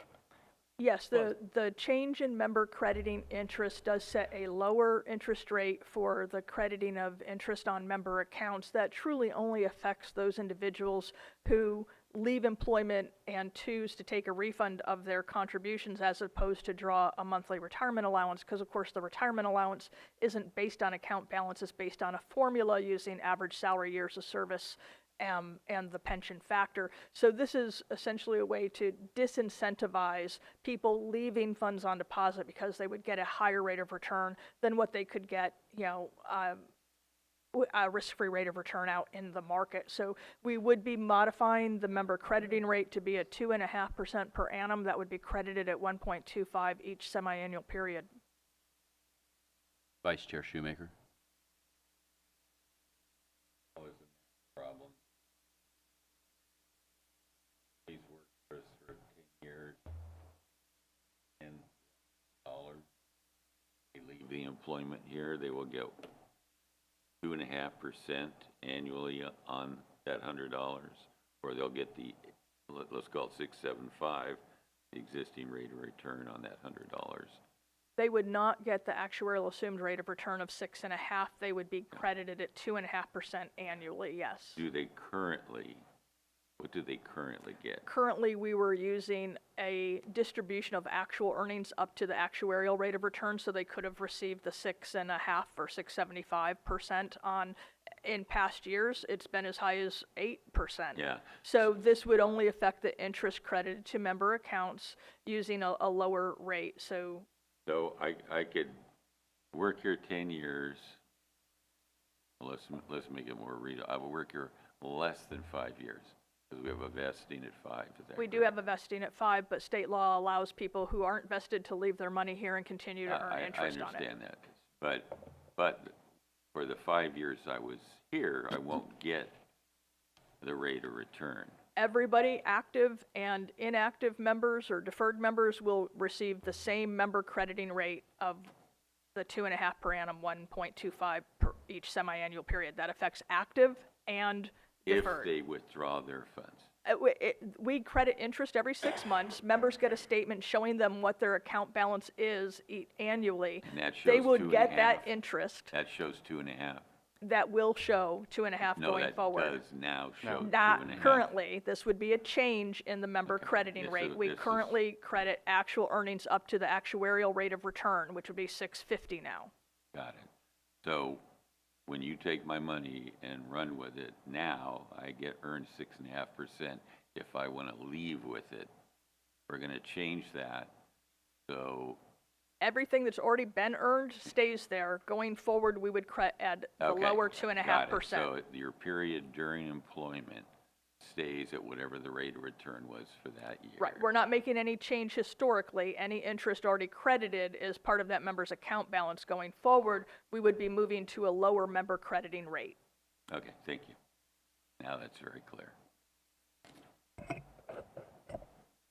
Do we have any comments from Siegel? I asked that they stay here. I believe they had presented information regarding the contingency reserve in the June presentation. Do you have any guidance or comments regarding this? I think the only one comment is, of course, the valuation results that the board has approved does not take into account the $6 million in contingency reserve. So unless the board takes separate action, otherwise the $6 million will only be utilized to reduce the employer's rate in the next valuation coming up as of June 30, 2024, which of course will set the contribution rate for the 25-26 fiscal year. Okay. Understood? No? I think what he was saying is that any savings from this will be shown in a future actuarial report, not the one we just adopted. The contingency reserve, from my recollection, was set up for a side benefit, which I believe was once utilized for health benefits for retirees, which hasn't been utilized for many years. I think Andy had used a $6 million figure of 1% of our actual value, which would go back into the fund and won't be assumed by Siegel until that occurs in the future, like Trustee Jurdy said.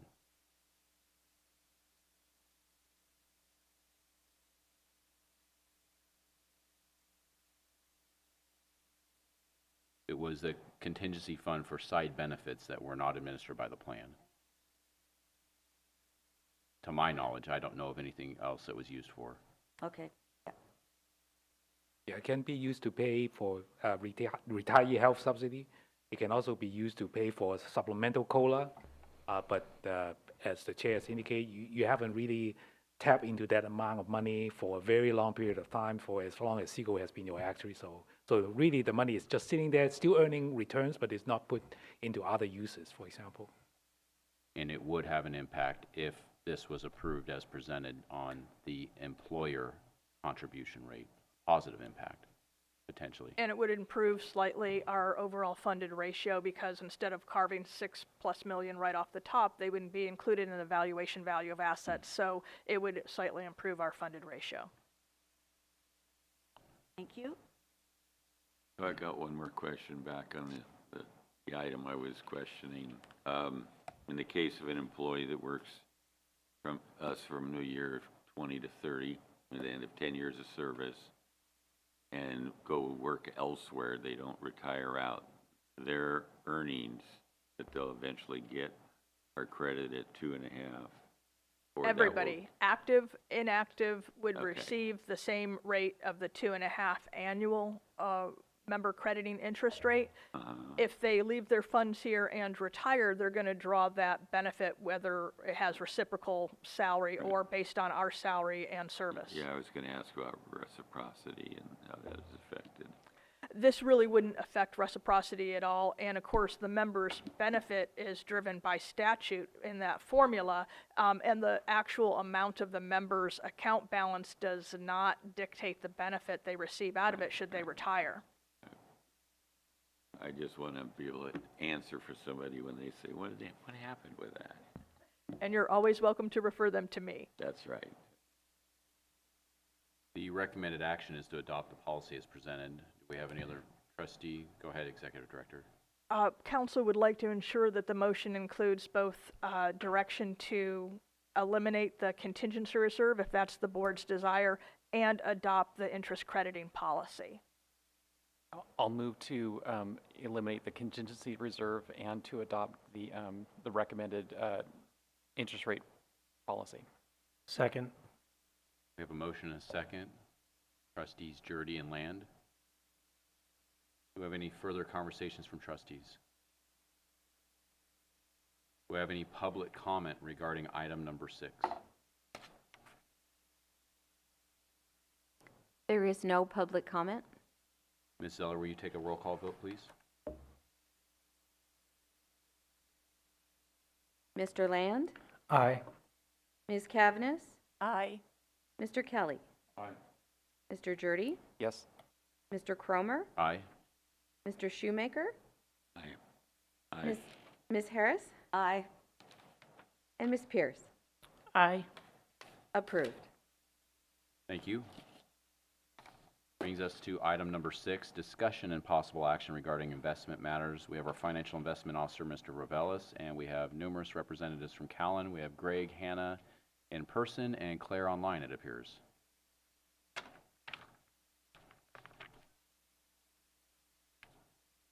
Morning, trustees. We've got Greg and Hannah here and Claire online. They're going to walk through the quarterly investment performance report and take it away, Greg. Okay, well, thank you so much. It's great to see you all again. We have a pretty light lift today. We're going to review performance through the end of the third quarter. And that's really the big main topic for us. Before we dive into that, we'll also let you know that we are currently working on a few SMID-cap equity searches as a follow-up to our last meeting. So our last meeting, we came up here and we talked about our domestic equity structure. We've got the passive large cap and 4 active small and mid-cap managers. And while those managers, you look at the report today, it looks like they're doing okay.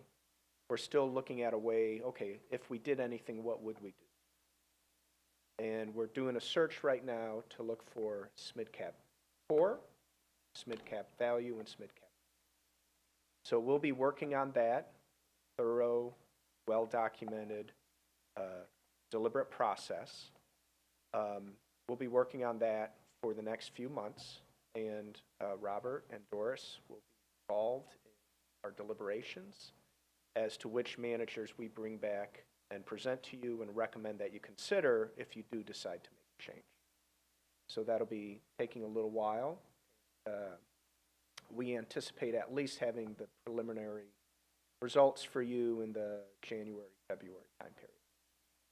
Okay?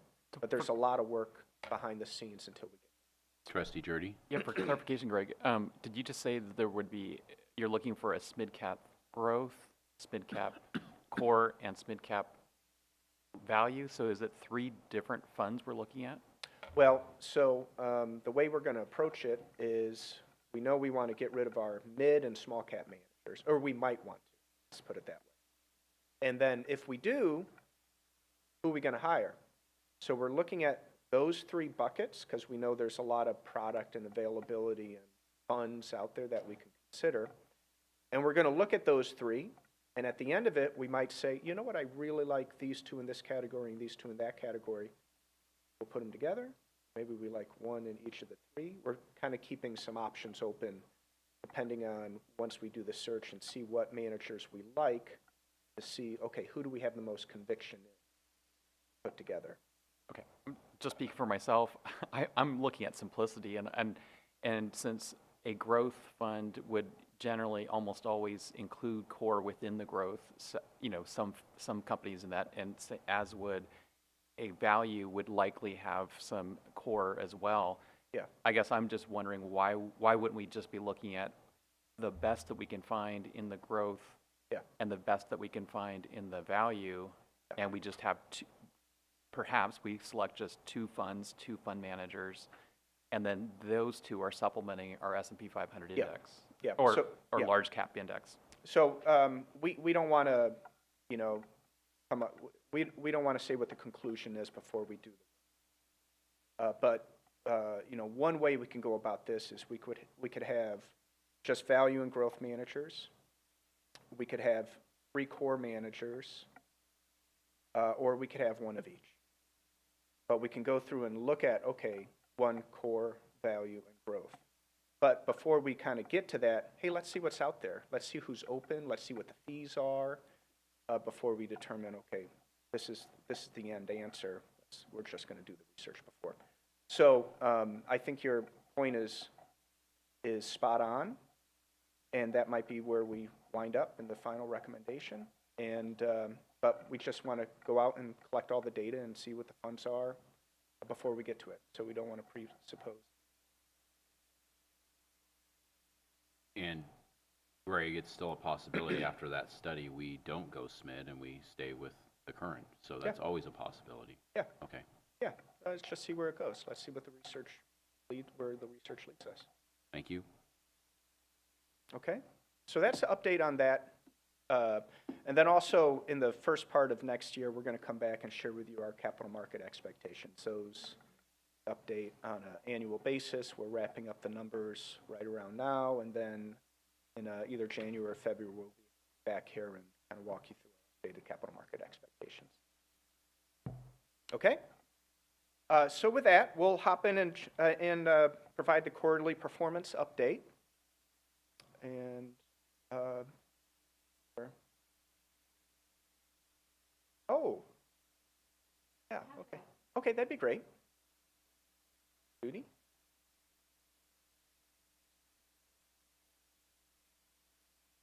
And as always, we start off the conversation by sharing with you what the capital markets actually look like at the end of the quarter. And that's important because it helps put in context the performance of your manager. So I'm on slide 3 here, Judy.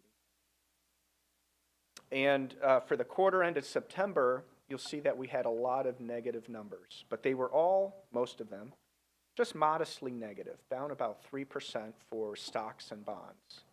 And that was pretty true across any sector and any region that you take a look at. So what was going on? During the third quarter, the market started to wrap its head around the idea that we're going to be higher for longer interest rates. And with that, any future cash flow was discounted by the perception that rates are going to be higher for longer. You saw the market just sag down a little bit, about 3 percentage points, whether it's U.S. large cap, small cap stocks, or international stocks, or bonds. They all went down about the same amount because they all have duration. They all have interest rate. And so that's really what happened in the quarter. If you look out over longer time periods, you'll see that it remains the fact that it's been a good time to be an investor for the last 5. And that's really important for this group to think about, right? You can get caught up in the last 4 months and 12 months and even 36 months. But over the last 5 and 10 and 20 years, your true investment time horizon, it's better to have been a patient long-term investor. And that's one of the hallmarks of this investment program. It's one of the reasons that you've actually done pretty well over there. So slightly negative returns kind of across the board for the quarter.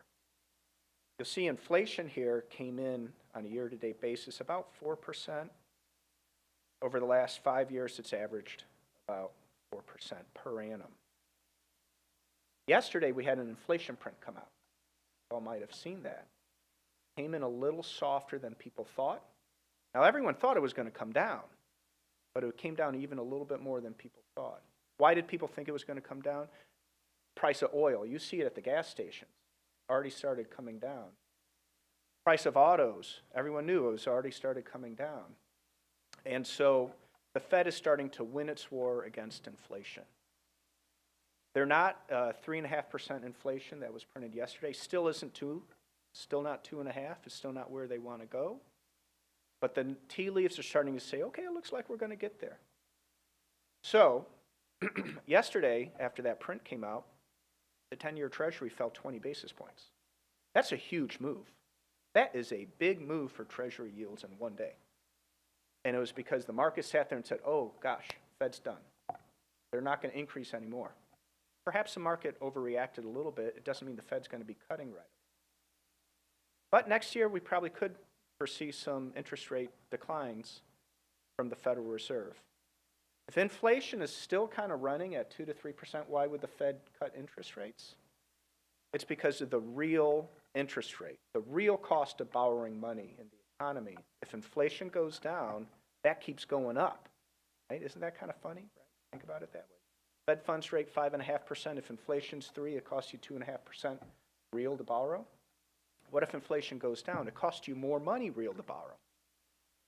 So from here, the Fed could slowly ease interest rates just as inflation goes down to keep the real cost of money about the same. So we could be seeing that next year. Okay? And so that is kind of normal if you see that next year. It's not so much that you need to spur the economy. It's that if inflation goes down, more and more they're actually hitting the brakes if they don't cut. So we might see that going. This morning, we saw some softer consumer activity, right? And so the one thing we need to be worried about is, okay, if we are in a restrictive policy go forward, are we going to start crushing the economy? The Fed is trying to pull off the most miraculous soft landing that we've never seen before. And it actually looks like they might actually do it, right? It might actually occur. Everyone's been very skeptical about that. But it's actually looking like it might happen.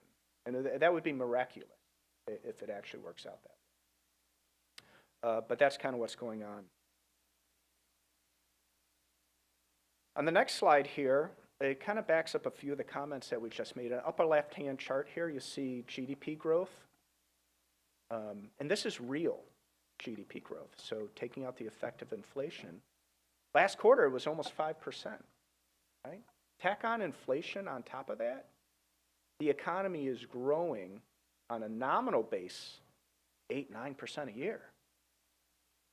It's amazing. If you've got fixed rate debt, and the amount of income you earn goes up 8-9% a year, it's very powerful in the power of delevering. So that's actually pretty good news for us, but it is, something the Fed needs to worry about is, will that become inflationary? On the upper right-hand chart here, we look at inflation over time. This is number as of the end of the third quarter, and you see inflation is running at that about 3% range, and we want to get that down another percentage point. And you'll see on the bottom charts here the backup in yields that we've seen over time. On that right-hand chart there, that blue line, that's the 10-year Treasury. Why has it been going up? It's been the real yield, the real cost of money. That bottom green line, been going up right along with the Fed funds rate. So if you see Fed easing, and what we saw yesterday, that 20 basis point drop in yields, the majority of that was real yields. The real cost of money coming down, or projected real cost of money coming down. Not so much inflation expectation. So on the next slide here, we take a quick look. Okay, the quarter ended September. What did the capital markets look like? This is the U.S. stock market, and I mentioned everything was down. Most broad markets down about 3%. But there were a few categories that were down more, small cap growth in particular, down about 7% for the quarter. And so that had the biggest downdraft there for that time period. The area where we've seen the most growth, 89%, 90% of the growth in the stock market, broad stock market year to date, has been in a select 7 or 8 large companies. The Magnificent Seven, they're calling them. That's where the majority of the growth has been, and we've got that in our S&P 500 index fund. That's been propelling that, but it's been an extraordinarily concentrated. That's noteworthy for us to keep in mind. International equity market is on the next slide here. Notably in international equity, value has actually been outperforming growth, kind of the opposite of what we're seeing in the United States. So you'll see that in your managers. Hannah will spend a few minutes talking about that, some of your managers in the international equity shortly. The other big notable thing is for the year, how much China's been a laggard in returns. So we have an allocation to emerging markets, and a lot of your international equity managers allocate to emerging markets. So China, the largest emerging market out there, has lagged for the last year, still up 5%, but it's not up the 20% like the. We have the bond market on slide 7.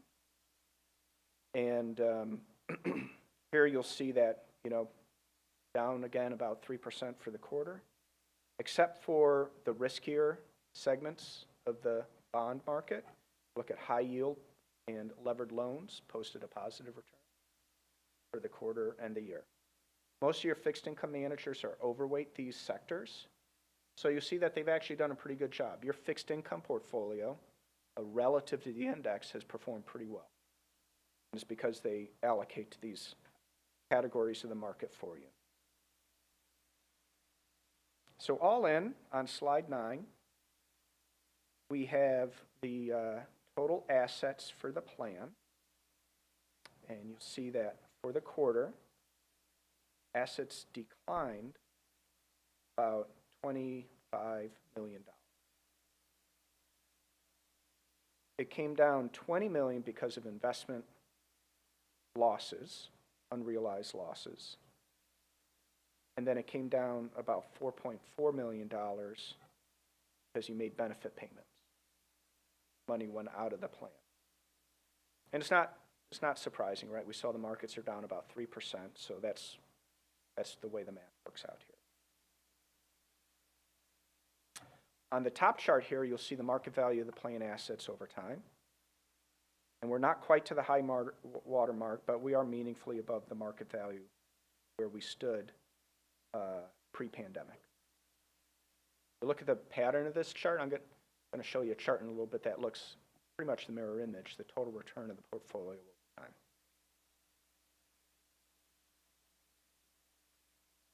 So we come up, on the next slide, we come up with a long-term policy target for you in the strategic asset allocation. And that's the target asset allocation on the right. This is codified in your policy statement. And the team, the staff, make sure that your actual allocation approximates your target allocation. And there are little drifts from here to here, but in general, the pie chart is very close to each other, two pie charts. So your actual allocation is very close to your target allocation. You're a couple points overweight infrastructure. And then where does that come from? And a point overweight in real estate. And then the underweights are coming in the public market areas where you can actually transact on a daily basis. With infrastructure and domestic real estate, you can't redeem on a drop of a hat, right? These are less liquid investments. You've got to enter a queue, and it takes a while for you to get your money back. So you're underweight domestic equity, international equity, fixed income. Now, Robert turned off the reinvesting process in the real estate managers, so that's going to drift back towards target over time. It's just going to take a little bit of time. But all in all, you're very close to your target asset allocation.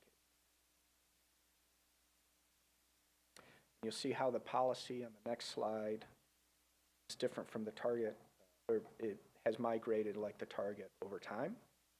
And you see the little zigs and zags. I mean, that's just capital market, stock market, bond market. Slide 12 is a chart that you all might be familiar with. Here we show the target and the actual allocation. Then we compare it to a range of asset allocations for other public funds out there.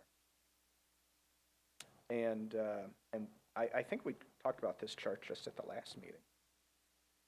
And you'll see that little overweight domestic equity, overweight international equity, a little more in real estate than the average plan. And then you don't have some other things that other plans invest in, private equity, hedge funds, alternatives, higher fee, less liquid investments. It's not been the way this board goes. Hey, Greg, I have seen that slide numerous times every time you do a report. My only question, which I don't think I've ever asked, is how many public funds are in that group that are analyzed? Do you have any idea? I'm going to ask Claire to look that up if she can. I can do that. Yeah, but it's a lot. It's probably maybe 100 plans. I figured it was a big number. Yeah. I was just curious as Yeah. we look at this report every time you present it. So thank you. Yeah. And so this distribution includes clients we work with, but it also includes other data providers. We'll go on and buy that data, make our database. Trustee Jordy? Yeah, so first of all, I do appreciate seeing what the other plans are doing, and nobody probably is terribly eager to be the outlier, right? So it tends to cause people to see what other people are doing, and probably by nature, most people being fairly conservative, wanting to stay more or less with the pack or within range of what the others are doing. Yep. That being said, given the fact that in the previous discussion, we just ascertained that the cash flow out of the plan is roughly $8 million a year in addition to the cash flow in. So we have roughly $42 million cash flow into the plan from the plan sponsor and the employees. plus, and we have about about $50 million cash flow out. So that's a net of about $8 million. Yep. A net of $8 million out of a portfolio of $622 million is roughly 1.3% of the portfolio. So, I mean, I'm not saying this is the only way to look at the portfolio, but just with that information in context, that we're really looking at withdrawing roughly the equivalent of less than 1.5% of the portfolio in any given year in order to pay the retirees in addition to the cash flow in, then in my mind, it kind of calls to question how much of our portfolio do we want to be what we would hope to be the most stable part of the portfolio, which would be the fixed income and liquid. It may not be the most stable. Actually, the infrastructure and real estate actually, or at least the infrastructure part, might actually be the most stable, but it's not as liquid. And so in looking at how much of our portfolio needs to be liquid and stable, the equities, public equities are obviously liquid, but they're not as stable inherently. I'm just putting it out there. Yep. You know, I know it's a radical idea because it's not being done by 100 other pension plans, but certainly one way to look at this would be, you know, what would be the harm in only having 5 or 6 or 7 or 8% of our portfolio in fixed income? Because we only need access to less than 1.5% of our portfolio at any given time to supplement the cash flows in. And with the intent then we can spread the money out of fixed income, which even in the best of circumstances, it's going to be our lowest performing part of our portfolio over any 10-year period. And then reallocate, regardless of what happens in any one year, that over any 10-year period, we would expect a higher rate of return from our real assets or our domestic equities. I wouldn't say that necessarily for international over a 10-year period, because there's also currency risk and other things that affect returns from international investments. But if we took a significant amount of money out of domestic fixed income and into infrastructure, we know we've in the last 10 years earned about 9% on some of our infrastructure funds, or at least the time that we've invested in it. And domestic equity, the probability over a 10 or 20-year period is that we're going to earn well north of 6, probably more like 8 or so percent, way above what we would expect over that same time period to earn from fixed income. So I'm just saying it's not, the way we construct this portfolio it should not be the way an individual would construct their own portfolio in a 401k. It isn't constructed as an individual would, but I'm just saying this is yet another way of looking at the portfolio construction that I think needs to be taken into account, that at least discussed, debated. Yeah. You know, and I'm not saying I have all the answers, and I'm not saying what we've done has been wrong. Yep. But I'm saying let's consider a different way of looking at our portfolio. Yeah. Well, we did take a look at your liquidity needs when we did the last asset liability study. So we did an asset liability study a little while ago, right? And we took a look at, okay, what are the liquidity needs, which is different from risk? Right? What are the liquidity needs of this plan? And like you said, it's 1.5%, 2%. We think that is very manageable. There are other plans out there who are less well-funded, larger retiree. Their liquidity needs are massive. They've got to change the way they invest because of it. That's not you. You've got 1 or 2%. Your bonds are yielding 5 to 6% right now. If you were all bond portfolios, I mean, the yield of your fixed income would cover any net outflow you got in a year. So you don't have a liquidity issue. 1 to 2% outflow, extremely manageable for you. Then the question is, well, how much risk do you want to take on? And if you take out the fixed income portfolio even more, then you're going farther and farther and farther out the risk spectrum. Now, on average, that should work. On average 5-year, 10-year time period, that should work. But what if we don't have an average environment? you could put the portfolio and the system in a position where you have a 2008 environment, 2001 environment, the 8 environment where you just lose too much money to be able to weather the storm. So the question is, okay, if I reduced fixed income even more, can I stomach that risk associated with it? So it's not just the median expectation, you got to look at the tails. What if something really bad happens, right? Because something bad does happen on every 10 years. And I guess the last point I'd make is I actually think you've already kind of done, if we go back to slide 11, you've already kind of done some of the things that you're contemplating a little bit. You have been taking down fixed income. You have been investing in infrastructure and increasing your other assets over time. And the question is just, at what point is there a limit? That, taking it down as far as we think is prudent in order to stay diversified and in a risk management framework. You've already been doing a bunch of this. Have you hit the limit where you want to go with it? So I guess those are kind of a few general thoughts I had about it. Just, and maybe this is too long of a discussion, but Yeah. could you maybe further define, you use the word risk? Yeah. Nobody likes the word risk.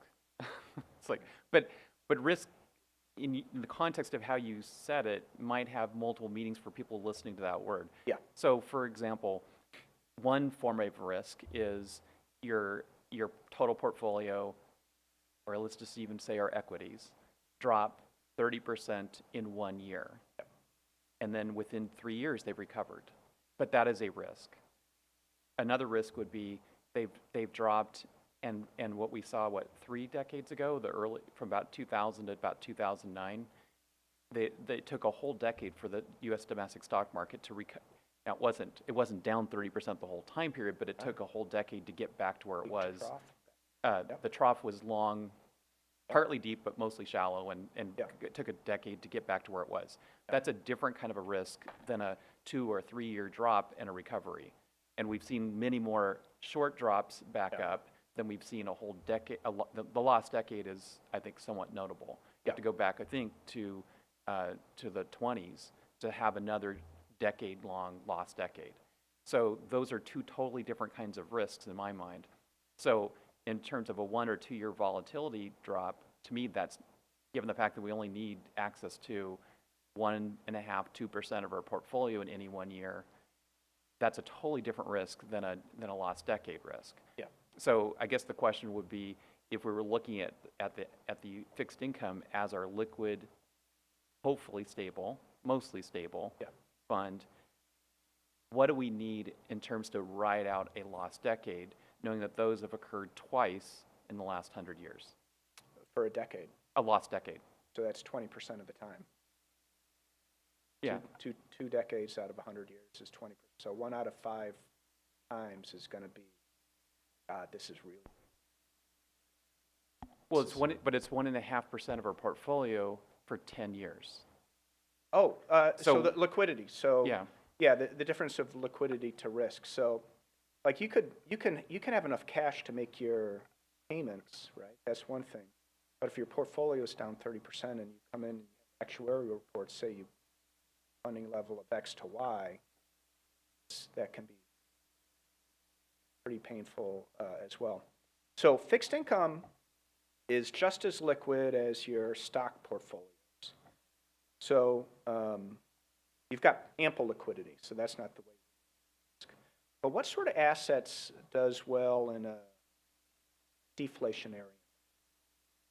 What sort of assets do well in a recessionary environment? Bonds. It's the only thing you hold does well in those two environments. Everything else might do poorly in those two environments. Right? So that's why you still hold it. It's an asset class. It's an investment stream. It's supposed to do well in certain environments when other asset classes don't do well. So that's why you have fixed income. Our executive director, I believe, has a comment. Yeah. Well, to address part of Trustee Jurdy's comment about we don't have that much need to draw cash from the portfolio, and we could put additional emphasis on higher returning assets over time, is the personal psychology of the board and of our employer groups of what happens when there is a significant market downturn. Before I went to work at Fresno, of course, they had the 2008-2009 great financial crisis, and the employer contribution rates shot way up because they probably lost 40% of their overall portfolio value. It was very significant. And the employer's like, you're killing us with your selection of a higher risk portfolio. They swung the pendulum back too far the other direction and went fairly conservative and missed out on maybe a decade's worth of growth. But I think if you have a more middle ground portfolio, it might be a little bit easier to stay the course over time, because that is really fundamental, is the psychology of the people making these decisions and how they can be swayed by short term, even though we're supposed to be taking a long-term view of things, because short term might be many years. It could be 3 years, 5 years, or in the case of the example he gave, a decade. Yeah. Great point. You got to survive the short term to get to the long, right? But just one final thought on that. So Doris, at the time in 2008, I suspect real asset investments were a smaller share, if at all, part of the Fresno portfolio. Real assets have become a bigger share of most pension funds, and those don't generally, at least on paper, don't fluctuate in value as much as public equities. Isn't that true? They may not fluctuate as much in the short term, but if you look at our real estate and infrastructure, you'll see that they do have negative returns, in part because of lending costs that they may be incurring, or just the declining value of certain sectors of the real estate market. So they're not necessarily immune from significant decreases in their value over time, but are they as volatile as equities? No. Yeah, and so that's my point, is that what some if not all of the money that could be further shifted from domestic fixed income, if it was shifted over to infrastructure, it would have some stabilizing effect.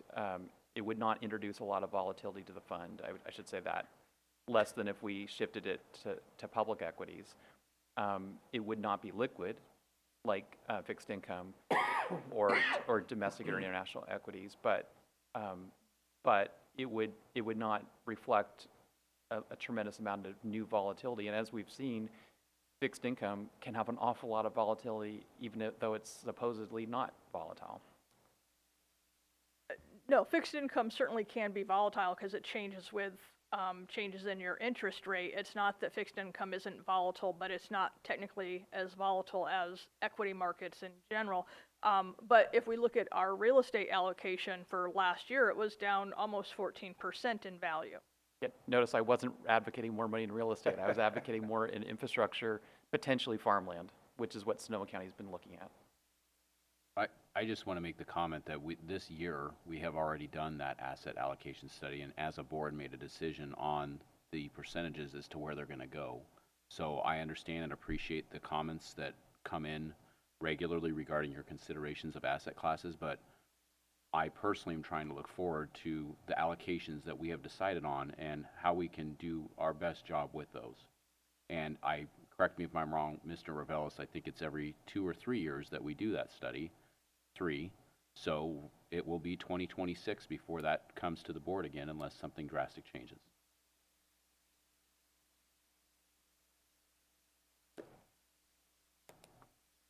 Just to answer Chair Cromer's earlier question, there are over 300 members in the peer group, so about 330. Thank you, Claire. Trustee Kelly?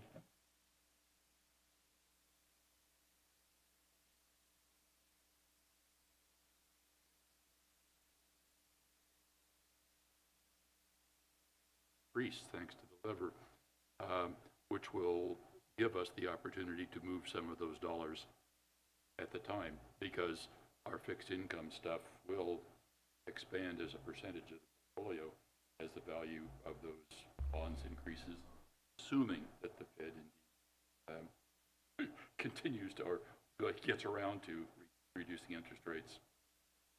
Mr. Reveles?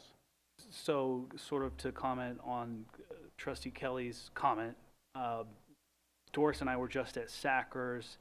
I was in a roundtable discussion with a number of other CIOs, and almost all of them were actually advocating, because of the change in interest rate environment, a lot of folks are advocating moving towards more fixed income because of the increased, interest rate environment. People are expecting that the Fed looks to have it under control, that rates may come down, so folks are wondering how much duration risk should they take. So that's the case in Stanislaus, that's the case in Santa Barbara, that's the case all over other SERL systems. Thank you. Go ahead. And I think Hannah's going to take it from here and talk a little more in detail about. So move to slide 13. Great. All right, so here we have the detailed asset allocation of the portfolio at 30th. Total portfolio in aggregate was total 639 million, which was down, as Greg alluded to earlier, about 25 million from the previous quarter. In aggregate, we saw 20 million in unrealized investment losses for the quarter. Looking at that column, you'll see it's mostly red, consistent with the capital markets, but we do see some positive performance, notably from your infrastructure managers, and then your small cap value manager actually was able to generate a positive return. In the net new investment column, you can see outflows, mostly to benefit payments, totaled about $4.4 million. Within the individual asset categories, the weights are balanced between growth and value and in line with the strategic target.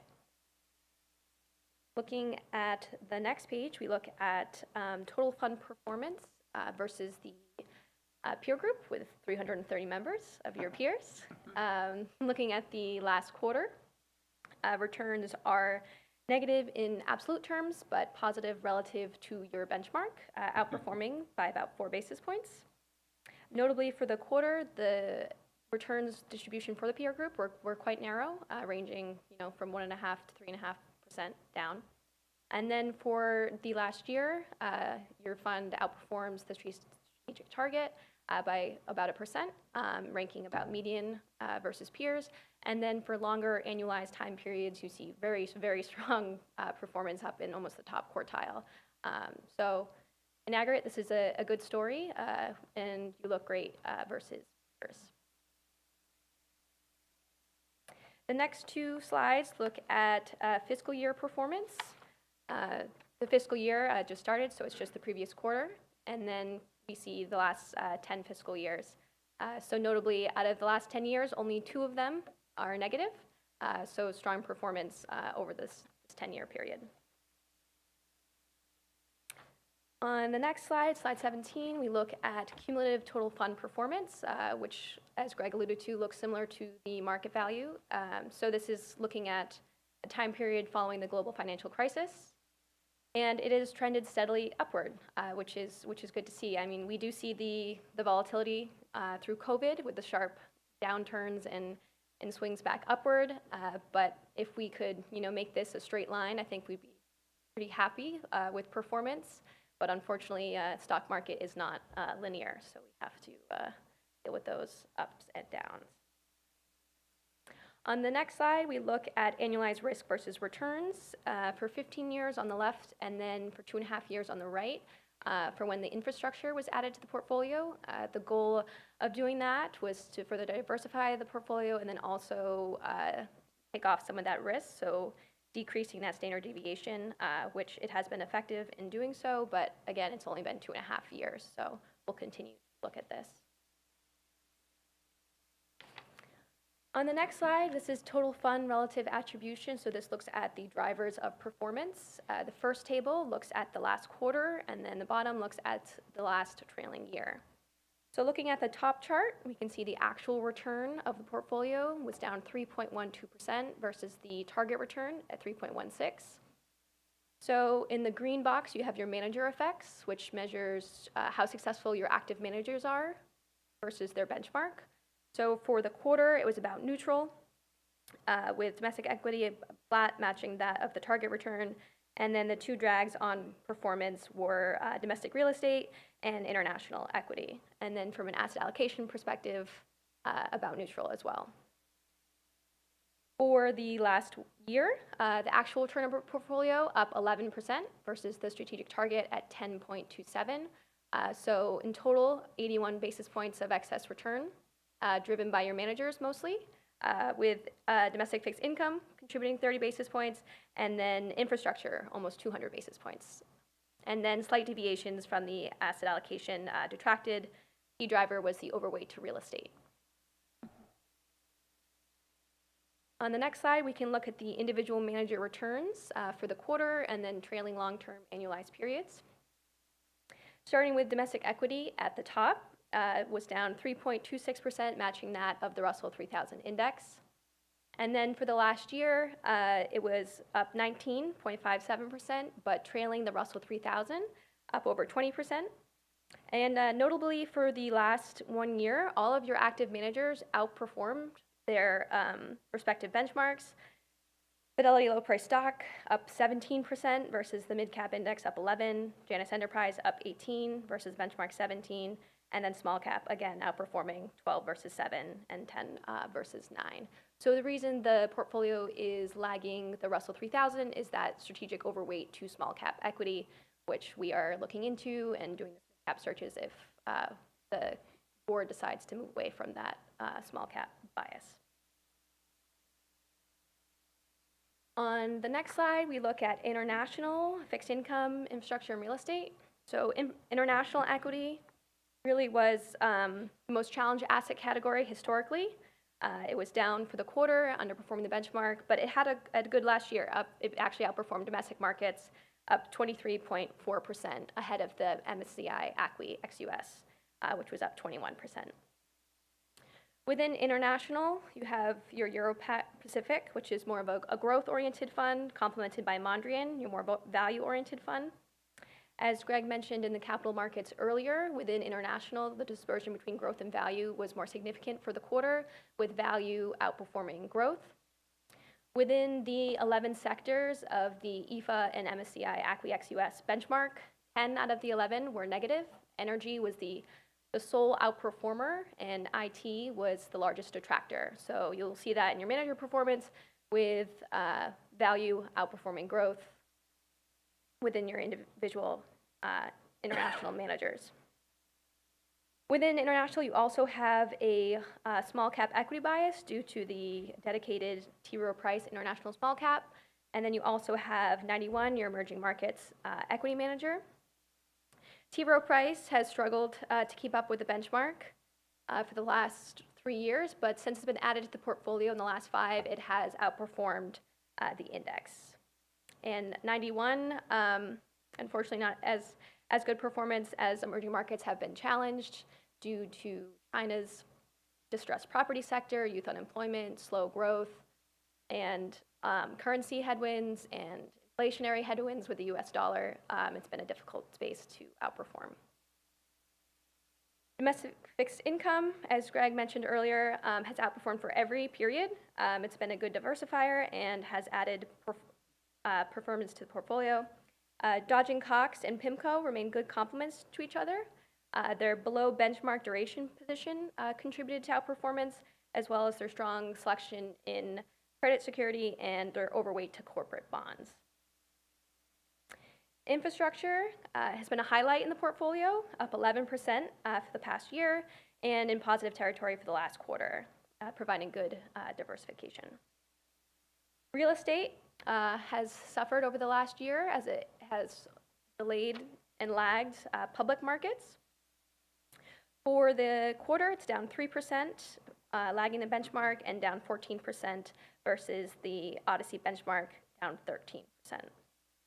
Within real estate, you have Reef, who has performed in line with the benchmark and has outperformed over longer-term periods for the 5, 7, and 10 years. And then Barings, which has struggled. We've continued to keep an eye on Barings as their property sector has been hit exceptionally hard by rise in interest rates. But in aggregate, the total fund has outperformed the strategic target, surpassing the benchmark for the last quarter, year, 3-year periods, and annualizing almost 7%. On the next slide, this is our manager monitoring summary. It's kind of like If we could, before we go to the next slide. Yep. So back up to, on page 21 at the top, international equities. So over a 10-year period, which I think is a pretty good length of time to look at, our international equities earned 3.1% after fees. Benchmark was 3.83. The Vanguard Developed Market Index, so it's a pretty simple fund. It's the developed market international countries plus South Korea, which is not normally in developed markets. It earned a compounded annualized rate over 10 years of 5.8%. So it beats every single one of our high-cost, actively managed international funds, and it beats the group of them. So it beats them all individually, and it beats them as a group by over 2.5%. So, I mean, just adding 2.5% to 20-something% of our portfolio would have been a noticeable improvement on our total portfolio performance. So, I just putting it out there, I think there's a lot of room for improvement on our international equities, and I challenge us as we look at active managers to also compare them. If we're looking at just total return, and if apparently we're not really that concerned about volatility, then of our equities, then maybe we should look at index funds as the benchmark that we compare. And again, there is some data out there that the developed markets, because they have a stronger judicial system, a stronger court system, et cetera, and the rule of law seems to be pretty predictable, and perhaps currency risk is less, seem to have a more reliable way of place to invest than emerging markets. So, you know, something like that developed market index, maybe one, if we really trusted one, emerging market active manager who was going to be truly selective in which countries they invested in, which companies they invested in, maybe a simplified 2 international fund would substantially outperform what we've been doing. I think that's a great point. I think, you know, after we've completed the domestic equity structure and we're going through those searches, and next on the list of things to do is to do an investment structure analysis on the international equity portfolio. And I think, to your point, there's definitely some room to simplify what you have and maybe look at passive implementation if that's something the board wants to do. So noted, and we will address that next in our project.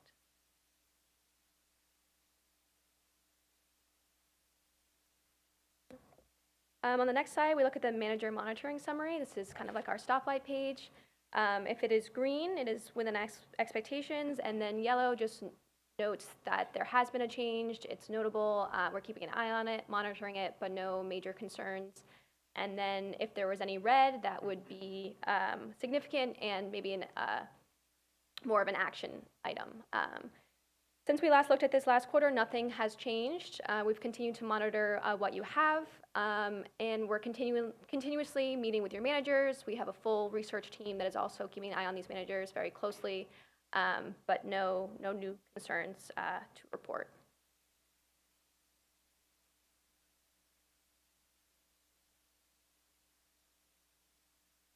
Yeah, we can probably wrap up there unless there are any performance-related questions. The next couple slides just look at the composites, which we, for the individual asset categories, which we already touched on. Just one more. So I appreciate the fact that Callan is the financial advisor for a majority of the independent retirement systems in California.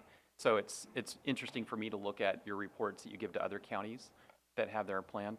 But I also am curious to compare us to CalPERS or CalSTRS. And I just have started that process. And when I was looking at CalPERS, in at least the report I was looking at, they were aggregating all public equities, so both international and domestic. And I'm wondering if either you or Robert could aggregate our 10-year returns, let's say, because actually I'm not that concerned about any one-year returns. I'm more interested in longer-term returns from any asset class. But what it'd be nice to be able to see our public equities return blended, proportional, the weighted investment that we have in international and domestic over a 10-year period, because that's at least how I'm seeing it on the CalPERS website, how they're reporting it to their board. Yeah, we can calculate that. That's simple math. We can go through and say, if add together your domestic, international equity composites, make them one composite, a global equity composite, show that. Now, to provide a little bit of historic perspective on that,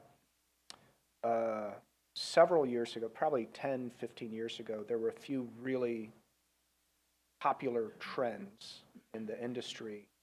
One was to invest globally and say, get rid of your home country bias, right? Which is, hasn't worked out quite as well as people had anticipated. And so that's why they have global equity. Because they're like, oh, get rid of your home country bias, just a stock is a stock, doesn't matter where. Global equity is the way to go. And equal weighting emerging market. So that was a big trend, because where's the growth going to come from going forward? The U.S. is going to grow at 2% at best. Inflation is zero forever. You got to invest overseas to look for growth. So that was a really big trend 10 years ago, and you'll see a lot of the really large investors built these global equity platforms. So we can run the numbers, but just know that we're going to compare our numbers to them, and that's the mindset that they had at that time and why they built that whole thing out.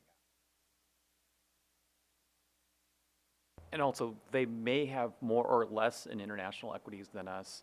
So blending the two together may or may not be an apple. I realize if we have a higher percentage of domestic than they have, or if we had a higher percentage of international than they have, that also affects it. I'm just kind of curious, trying to see what was their public equity return, because that's how they're reporting it, versus our public equity return, which I totally appreciate the fact that you have broken up by individual investment, because it's good to see how each investment is doing.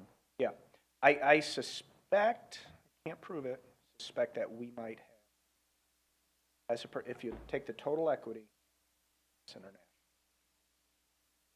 but we'll see what the numbers bear out. So we can run the numbers and send them out to you. Thank you. Do we have any other trustee conversation or comments regarding item number 7, investment matters? Do we have any public comment regarding item 7? There is no public comment. And I believe just received and filed if we don't have any direction for Callan. So okay. Thank you so much for your time. Good to see you. Great seeing you, Claire, Hannah, Greg. Yeah. Have a great holiday. Thank you so much. Thank you. Brings us to item number 8, discussion regarding annual unrecovered benefit overpayments report update. That's a mouthful. Executive Director Rentschler. Thank you, Chair Cromer. Sorry about that title. This was an update to the report that was presented in July. I brought it back, which typically we would report the unrecovered overpayments once a year annually.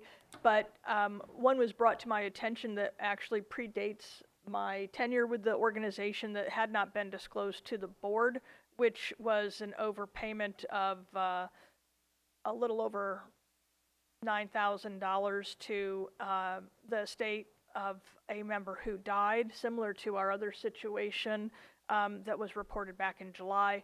The second item being disclosed, and this one was, we had an overpayment of a 1 month's worth of benefit, and we've deemed it non-recoverable from the family and the estate. So I'm happy to answer any questions regarding this. The one specific instance here from December 2018 dealt with the death of a member. who had a qualifying survivor spouse, but we were not notified and continued to pay the member's full benefit rather than the reduced benefit to the spouse, which would have been a 60% continuance. Then when the spouse died, again, we went unnotified and found out when the bank account was closed. It was a result of essentially a year's worth of overpayments. Net after adjusting for what would have been owed to the continuance was about $9,600 in overpaid benefits. Thank you. Trustees have comments or questions regarding the report? Trustee Anderson.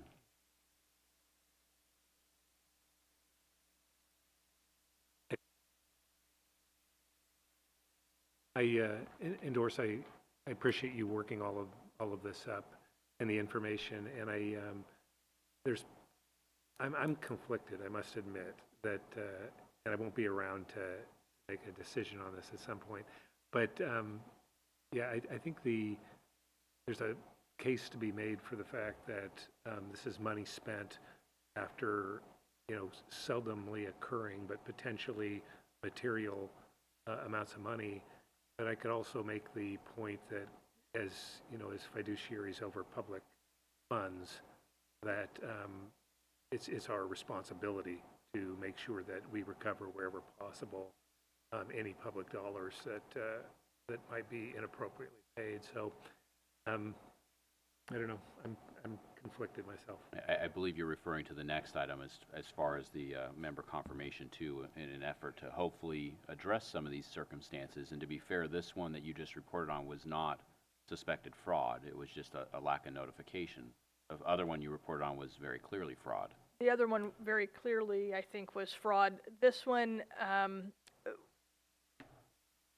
several years ago, maybe even a decade or so ago, the federal government stopped requiring all local jurisdictions to report deaths to the Social Security Master Death File. Why they stopped that, I don't know. But a lot of them now are only reported locally or to their state. So while we use a death audit service that uses both the Social Security Master Death File and has agreements with a number of states or local jurisdictions for death records, it does appear that there have been some holes. I think this one may have been reported to their local jurisdiction, but it was not reflected in the Social Security Master File that our search utilized, and maybe Life Status 360 didn't have an agreement for records from that state or jurisdiction.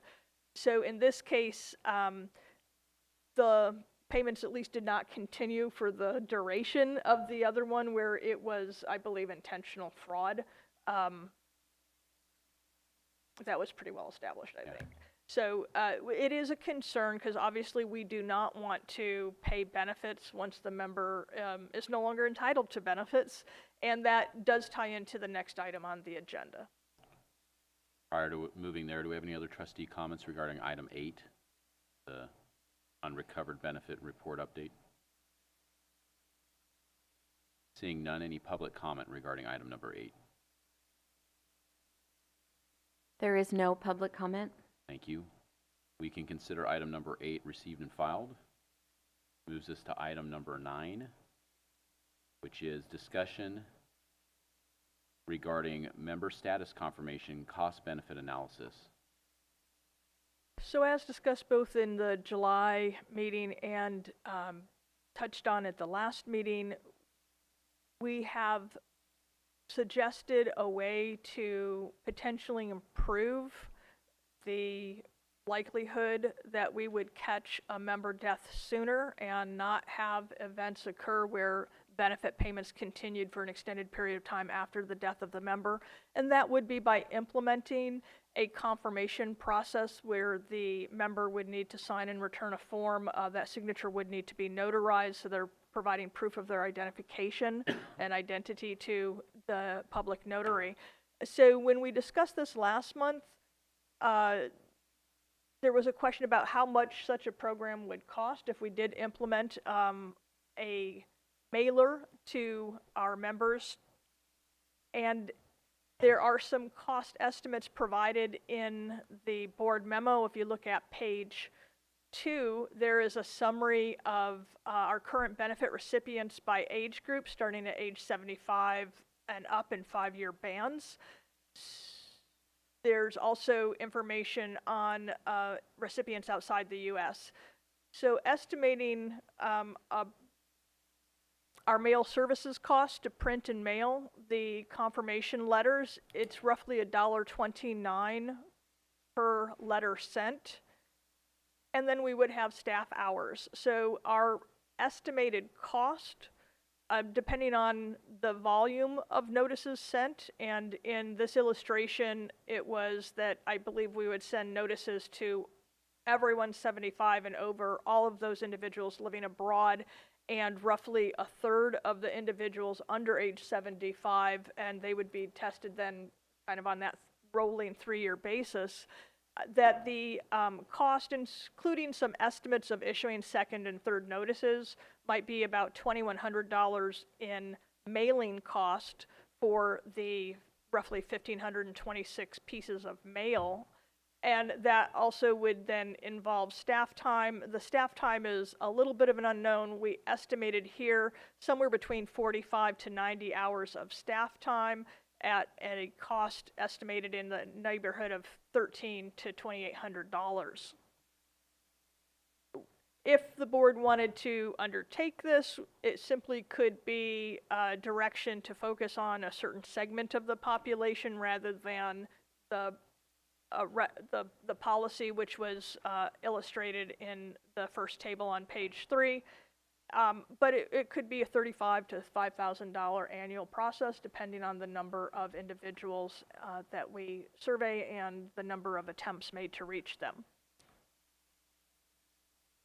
Thank you. I appreciate the very comprehensive cost-benefit analysis. Do you have any comments or questions from trustees? Yeah. Excuse me. Trustee Land. When I look this over, I can't help but wonder if there's a better way to poll people in general. I'm kind of not, it's not easy for me to accept a snail mail process, in the day and age that we're in. And I'm wondering if anybody has a system where people would be able to log in and register themselves as being alive. There actually are a couple of systems. One does a web-based portal. The other did a phone confirmation process. The issue with that is that we don't truly know the identity of that person on the other end of the website or the phone to confirm that. Right, that would be true. You could not, but you also wouldn't necessarily know. I understand that it was a notarized return letter. Logins can be fairly secure nowadays, and I wouldn't suggest that there would be no need to ever send somebody, a letter. But you could perhaps reduce the list. First of all, I just want to say I'm in support of this as is. It's what we have, but I wanted to just put out the idea that there's got to be a better system for a lot of this, at least reducing the number of letters that you would have to send.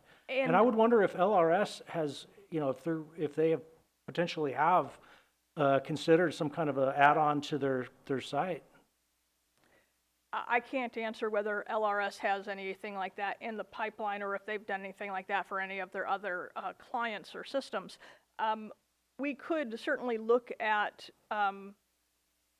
methods to help ensure that the individual responding on a website or in an alternate method is the person to whom we're paying benefits. And that right now is the big hurdle.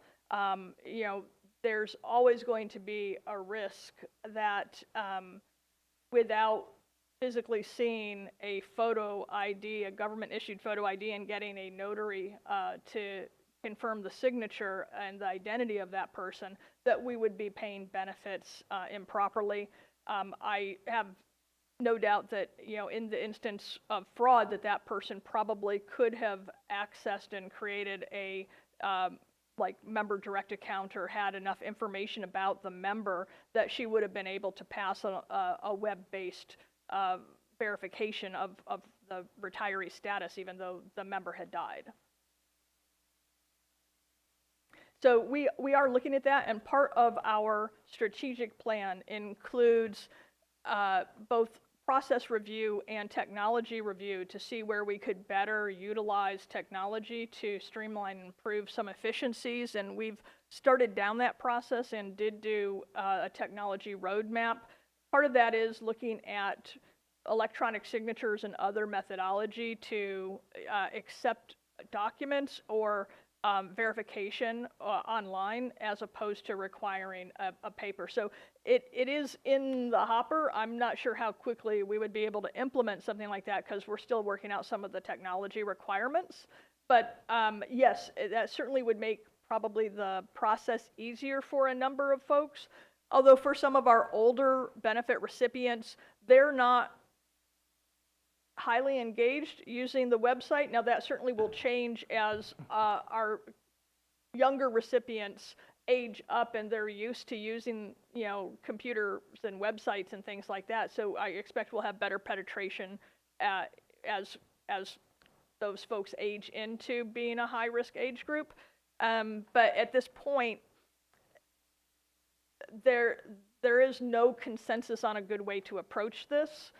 It can be burdensome on the benefit recipient to try to obtain a notary's signature, especially for some older members who may not drive or have, you know, mobility issues. And some systems have simply given up on the process. I believe it was the state of, never mind, I don't remember what state it was, but they did an electronic website where the person logged in, and then another system was doing a phone verification. Again, the questions we could ask to try to ascertain and confirm someone's identity might be information that a close family member would already have access to, and it may not do the function of actually confirming the benefit recipient's ID. So as this discussion progresses, I'm sort of running the numbers here, and I know that 75 was just used as a simple starting, jumping off conversation point, but with 579 members, that's almost about a third, a little less than a third of our retirees. And we could potentially give direction to eliminate that and start at 80 and above, and that would be 255 members. And if we wanted to do just a small study to see the amount of work that this required of staff and the results we're getting, and just start at 85 and above, that would be 117 members. So it's a much more controlled test and less work, but also with the higher risk group of people because of their age. Correct, and in the summary, it does say that we could start with a smaller population at whatever level the board is comfortable with of individuals that might be in a higher risk age group, whether that's 80, 85, or 90 and above, whatever it might be. And I believe there was also a desire to include anybody living outside the U.S. Which was 4 members based on your reporting. Just 4 members. Yeah. Any other comments or ideas, thoughts from trustees? So I like the, oh, go ahead. I like the idea of narrowing the sample at first. I think if the sample was expanded either now or later, maybe one way of expanding the sample would be by looking at people who are living outside of Mendocino County, if you wanted to go lower at some later point, because the odds of someone living in Mendocino County, or I should say being deceased in Mendocino County and it not being reported, are probably fairly low. Although that was our one fraud case. It was, and I think we said at last meeting that any amount of fraud is unacceptable, but this probably would have stopped it or at least caught it before it hit that. I think it was 10 years that transpired. So that's where I think it goes back to Mr. Anderson's comment that, you know, we're weighing the fiduciary responsibility that we all have with the amount of work and cost that's involved in this process. I would point out in the one instance we had of fraud, that benefit recipient who passed was under the age of 70, if I'm not mistaken. They were in their 60s. So, yeah, we could limit this to the higher age groups, but that actually wasn't where our one instance of fraud occurred. So it might not have been identified by this process if we were only doing the higher age groups. Understood.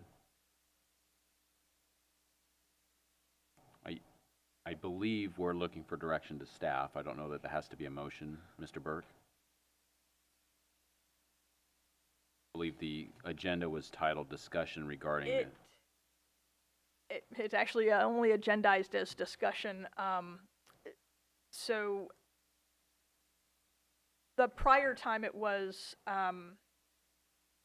agendized for staff direction, and since it's not agendized that way, I'm not.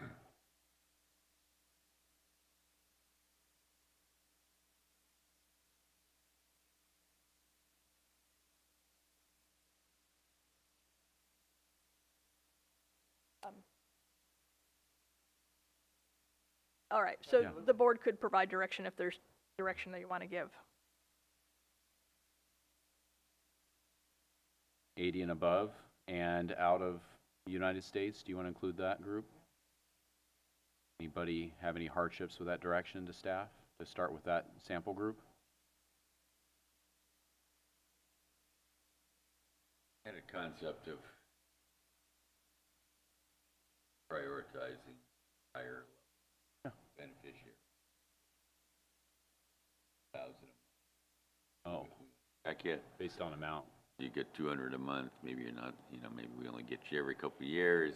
I did not look at it on a benefit weighted scale, but certainly that's something that we could look at and see if it would make sense to maybe focus on some higher benefit recipients or a combination of higher benefit and age. So with the estimation of staff hours on this, 15 to 30 phone calls? That's hours, 15 to 30 hours. Okay. And it was Sorry. based on a query of the one staff person who was there last time we did this sort of confirmation process, and it's an extremely unknown. Yeah. That's why I put maybe 15 to 30 hours. We would track time on this to bring back, in future discussions about this project, if it moves forward, more realistic actual numbers on what it takes, because it does involve tracking those individuals who get letters and tracking the responses back and, those things, so. Thank you. I believe 80 and above is cutting the original size in half almost from 579 to 255. So I think that's a good starting point. The only further direction I think would be appropriate is to start with the oldest members and work your way down to reach them first. Certainly, and so we'll work starting with that oldest age group down to age 80 and above, plus our international recipients. And given the fact that we need to, get the process in place and start the verification process, maybe I can bring back a status report on this before the end of the fiscal year. I think that would be great. Any other comments from trustees? Any further direction? How about public comment on item number 9? There is no public comment. All right, so direction provided on item 9 brings us to item number 10, discussion and possible action regarding board performance evaluation results. Thank you, Chair Cromer. For the benefit of a couple of folks who may not have been on the board, we have implemented a plan to have the board assess their own performance, both as a board as a whole and individual trustee of themselves. The survey also included a section on an educational needs assessment, really asking about topics and things that the board would want to receive additional education on. So the summary of the survey is provided in your board packet. There were a couple of questions where there were some significant variety in responses from those who replied to the survey, and those I will go into in more detail here. So of the 9 trustees on the board, 6 responses were received while the survey was open from August 16th through September 29th. Question number 5 under performance measures and compliance asked for their opinion on the qualitative assessment of investment managers, consultants, and other service providers are routinely performed and discussed with the board. So the answers rated everywhere from neutral to disagree, and 2 members that agree that they're getting sufficient information. I have to say that upon further review after the survey, that question is probably too broad. It should have been broken out about manager and consultants versus other types of service providers. So I do know that the board's interest in investment and reports on managers and consultants would vary different from some of the information they may want from other service providers. So we would be looking for perhaps board input on what information you might like to see that you're not receiving, so we can arrange to provide that to you. The other part of that service provider evaluation is that we are developing a review of our service providers, so we would have some metrics or evaluation done that we would be able to provide to the board, an evaluation of our core business operations, and have a process to evaluate our service providers. The policy has been drafted, and we're still working on some metrics and identifying some risk areas that tie in with the strategic plan before we will move forward with rolling that out. But that is something that's in process that I wanted the board to know, is that we are developing a way to evaluate our service providers and our consultants. But if there is specific information you're interested in looking at, we would like to get that feedback from you. The other item I wanted to highlight was question number 10 on board effectiveness, which states the board actively recruits, orients, and trains new board members. Again, the answers revealed lower ratings and a variance in ratings, split with 2 respondents saying they agree, 2 respondents being neutral, and 2 respondents disagreeing with that statement.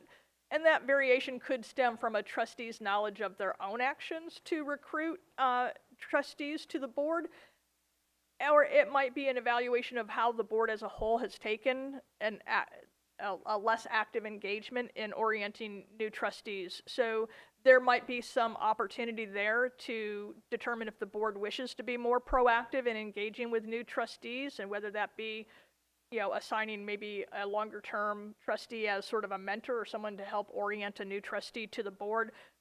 Again, I'm open to suggestions there, what the board would like to see in that regard as far as trustee orientation. The last item was the educational needs assessment. There was sufficient interest in asset allocation and investments, but there was actually no specific on the open-ended question about specific topics. And those topics of asset allocation, asset classes, and investments in general are fairly broad, so I would be looking at receiving direction from the board about some specific items that they would like to receive education on. And we'll tie in the board's direction on educational needs and what they would like to see into the board's strategic calendar as far as upcoming programs for educational sessions provided at a regular board meeting. Following the cover memo was the actual responses and individual comments to all of the open-ended questions, and I'm happy to answer any questions if the board has any.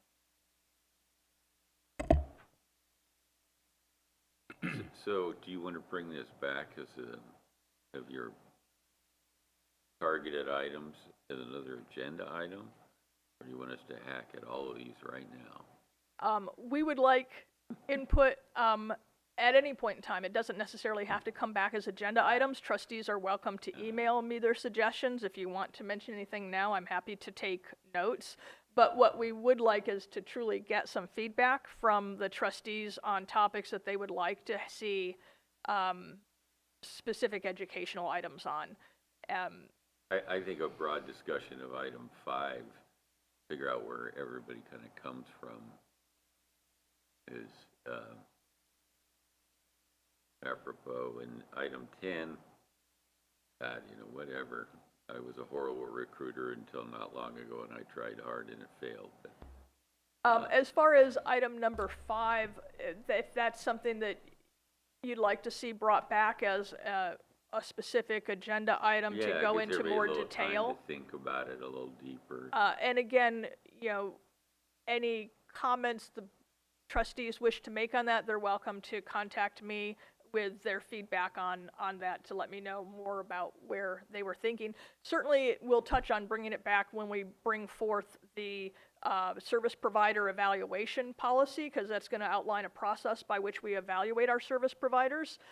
But we're going to wait to bring that policy forward to the board until we finish basically an entity-wide risk assessment, which I'm waiting on a proposal now for. I think you laid out a plan on item 5 personally that I found with what you're working on and reporting back to the board, so I'm satisfied there. As far as 10, I believe my response on that individual question might have been due to my lack of knowledge of what has been done to actively recruit to fill vacant positions of appointees on this board, because from my perspective, we had some vacancies for an extended period of time. So that was my response on that one. As far as the education one, I would hope that the trustees can contact you directly with any type of educational materials they'd like to see presented. Mr. Rebellis? I would say it would be extremely helpful to just have folks throw out general ideas. Totally broad, I mean, down to very specific in terms of education. Yeah, and you could email those to Robert or I, whether it's, commodities or, tail risk hedging or whatever it might be that you may have heard of or saw in an investment publication that you might want more information on. We're looking for generating ideas here, and then we'll whittle that down and put together items that'll come back as board education. Well, I personally think it relates to a few of those items, but many of these asset managers I don't know. And many of them were selected and put into position by this board when I wasn't on it.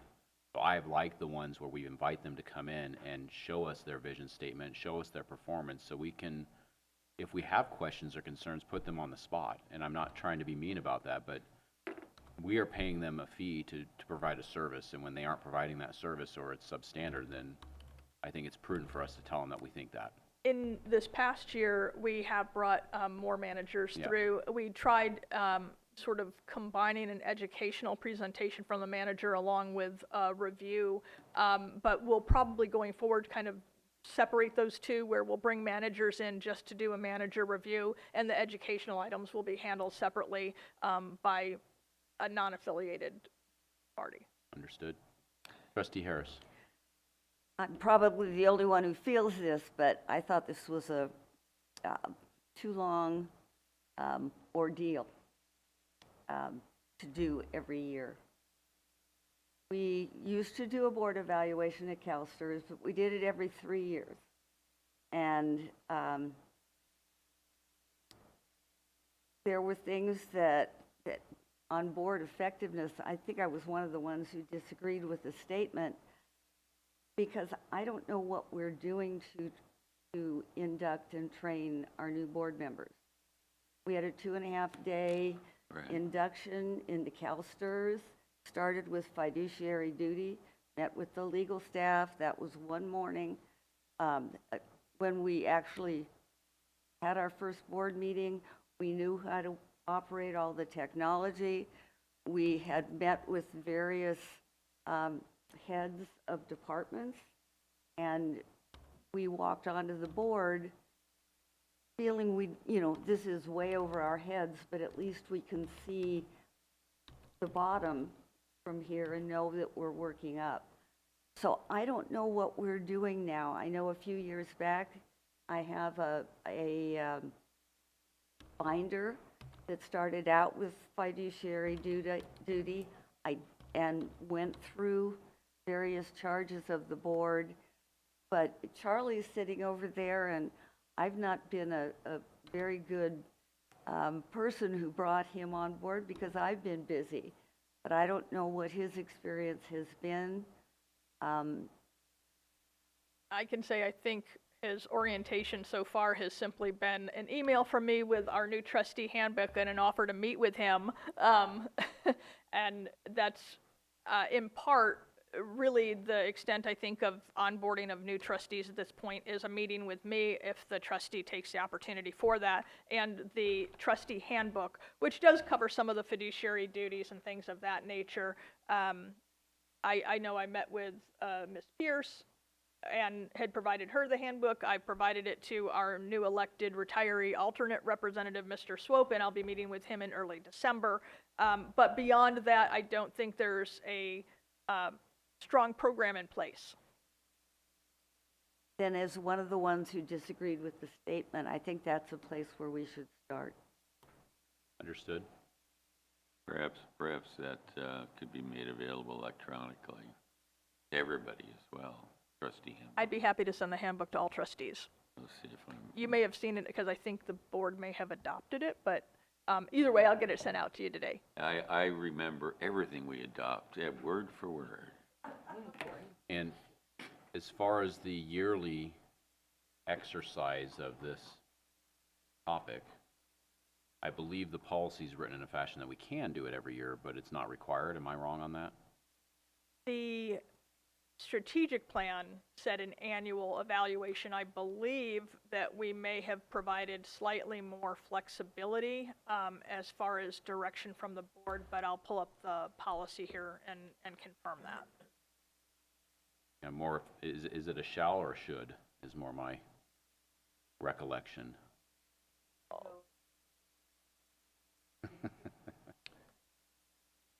So It says the board shall be conducting an annual or at a frequency as directed by the board. So Perfect. now we have covered ourselves. We shall do it as directed by the board. Ambiguity at its best.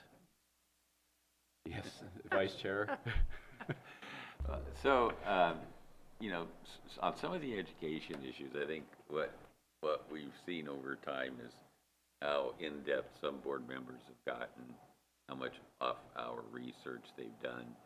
And I think, you know, my recollection, one of the last ones when we were talking about managers, is you see a fund and it's like a small cap, whatever fund, and then you accept what they say. But personally, I've gone in and looked at that fund and seen what the 10 big stocks in it are, and they aren't necessarily small cap. And you know, again, understanding those philosophies, because I think that, and maybe this is something where Professor Robert has a monthly program for trustees on how to do deep dives into certain things. If there's trustee invitations or I'll let Robert requests speak to about that because something. he just brought that sort of up Because I think yesterday. that's an interesting thing. If it's available to us and with somebody we trust and we'll listen to quickly, and we know they're looking out for absolutely for our best interests, I think that's helpful. And you can ask the dumbest questions of the world, and nobody knows you asked that question, so to speak. So one of the things that we were contemplating was potentially, depending on the size, maybe one, maybe two, maybe three folks in some kind of a rotating schedule or whatever sort of schedule would work for you. And it could be anything from extremely high level asset class type reviews all the way down to, you know, let's go look at this one company's financial statement and calculate its book to value. And every trustee is going to sort of have a different opinion on what they think is valuable. Some might just want to look at a high-level mutual fund, statement. Others may want to go out to Yahoo Finance and pull publicly available data and do some sort of analysis on their own. So that is something that we can do. It's really a question of, is that something that the board wants to try to do or has interest in? And we could set those up outside of a regular meeting at our office just for trustees who are wanting to attend that particular topic. And of course, we would ensure they get educational credit. Trustee Jurdy? So, Go ahead. from my perspective, Robert has provided us far more information than we ever received in the past. I think you're maybe the second person to have this particular job at MSERA. So the way I look at it in the growth in the evolution of this organization is that it's professionalizing and there's more information for board members than ever before. Part of that's also helped by the fact that there's more information that is publicly accessible. As you pointed out, the Yahoo, I mean, there's several websites where you can get data on performance of mutual funds and or individual stocks. I tend to go to Portfolio Visualizer to look at past performance. Anybody on the board can. And I know that one of the things that Robert's doing that I hope can over time work its way into our presentation is a third party, and Robert's the third party. He's not working for any of these companies. He's working for MSERA, is a third-party analysis of, okay, we have these particular funds right now, and here are some other funds that Robert and or any of us on the board have found that we plugged into Portfolio Visualizer or any other source that, gee willy, you know, it's outperformed our current funds. Therefore, maybe we ought to at least consider shifting over to these other mutual funds that are outperforming the ones we have. I think when I look back at the 8 years I've been on this board, up until this year, when I've felt more comfortable asking questions of these fund managers, because I've had access to Portfolio Visualizer that I didn't have before, I didn't know about it, is we would typically hear a presentation very globally about the particular fund. Almost never were we actually hearing from someone who actually was managing the fund. It was usually just someone from the company, and usually hearing a sales pitch about how wonderful our company is, and then you know, here's a perspective of our take on the either that segment of investment or the markets in general for the next year or two, and then maybe an educational component that has nothing to do with the mutual fund that we were investing in. This year in particular, I think in part because staff's been asking for it, because they've been hearing it from me and others, and I've been feeling comfortable asking questions of these fund advisors, is we're getting a little more detail about the actual fund we're investing in. I still don't feel like we're getting enough, but we're getting more. And we've had, I think, sort of an honest debate with them in some cases about, well, why you versus someone else? Why your fund versus someone else? And again, I think to the extent that Robert can provide us, and again, I'm sending some stuff to him too, outside of these meetings, let's plug in and get a 10-year performance. I'm personally not that worried about a 1 year or 2 year volatility. I want to look at long-term performance. And so if we look at 10, 15-year performances of different funds and compare them to what we have, I'm convinced from what I've seen on Portfolio Visualizer, there are choices out there that will outperform what we have. How much? That's still debatable. And which funds we want to pick? That's debatable. But in the same asset classes, we can pick different funds with, in almost every case, lower fees and higher performance. Well, so what sort of education would you like to see outside of continuing to bring in the asset managers, how we have been, but sort of as a supplemental to that? What So, do you specifically? I'm not looking for them to say we beat the benchmark, because they're picking the benchmark they're comparing themselves to. I'm looking at us independently comparing them versus other funds in the same category that we can find have outperformed them. I guess maybe I didn't quite say that right, but in terms of education that you'd like to receive as a board member, what sort of additional types of information do you think would benefit you in order to do your job better on the board? So I just sent you during the meeting, and Doris, an email from a publicly traded, highly visible Vanguard International fund that, as I just said in the meeting, outperformed all of our international funds as a group and individually, but outperformed by 2.5%. Currently, international is 24% of our portfolio. Had we retrospectively, had we had all of our international money equities in that one fund, we would have improved the total portfolio by 60 basis points, because that was after fees. So I'm not saying that's the best one out there, but it sure is better than what we've got. And maybe Fidelity's got something better. I don't know. But I think the board needs to see what are our options, and not just who Callan brings us, and not just hear from the companies about why they're a wonderful company or why they've got a wonderful fund. Let's independently look at them with publicly available data to see, is there someone out there better than what we're investing in? Because clearly, in my opinion, there are better funds out there than what we're investing in. So We have you'd like to see 5 people raising their hands. Go ahead, more- Robert. I'm trying to ask this in a different way. So you want to see more fund universe information? And past performance over longer periods of time, comparing other funds to what we have. It sounds to me more like the qualitative assessment that Trustee Jurdy's talking about and less about the education, but Executive Director, go ahead. Okay. Trustee Anderson. Thank you. One of the things and I know this is easier said than done. I do. He's Is just agenda management when we get our quarterly reports, because we get the quarterly report summary, and that's what Callan presents. And we've gotten kind of accustomed to looking at that, but we have the full quarterly report.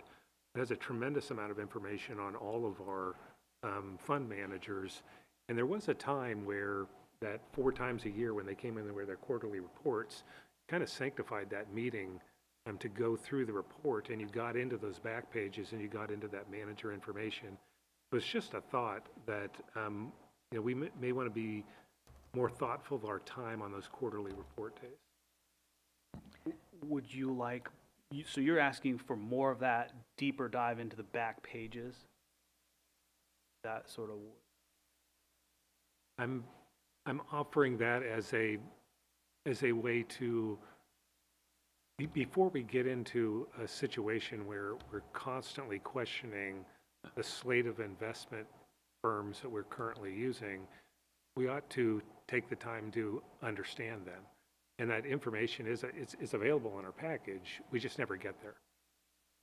Trustee Kelly and then Trustee Harris. I certainly agree with the statement of Supervisor Jurdy that we need to look at performance versus peers rather than the chosen benchmark. But in terms of what kind of education I think the board members could use is to know more than names of the places to go for information. You mentioned Portfolio Visualizer. There's a bunch of others. And every time I get an email from wholesaler for a mutual fund, we've got the best mutual fund to do this. Well, I'll look at that versus other funds in the same category, and look at some that I've chosen over years and years and years. Gosh, yeah, you're right. This is better than what I've been choosing. But it's knowing where to find that information. Each fund publishes it, but getting the comparisons, knowing where to go for the comparisons, like Portfolio Visualizer, Morningstar, whatever, Zacks, others. It would be nice if all the board members were have access to the same menu of information. Trustee Harris.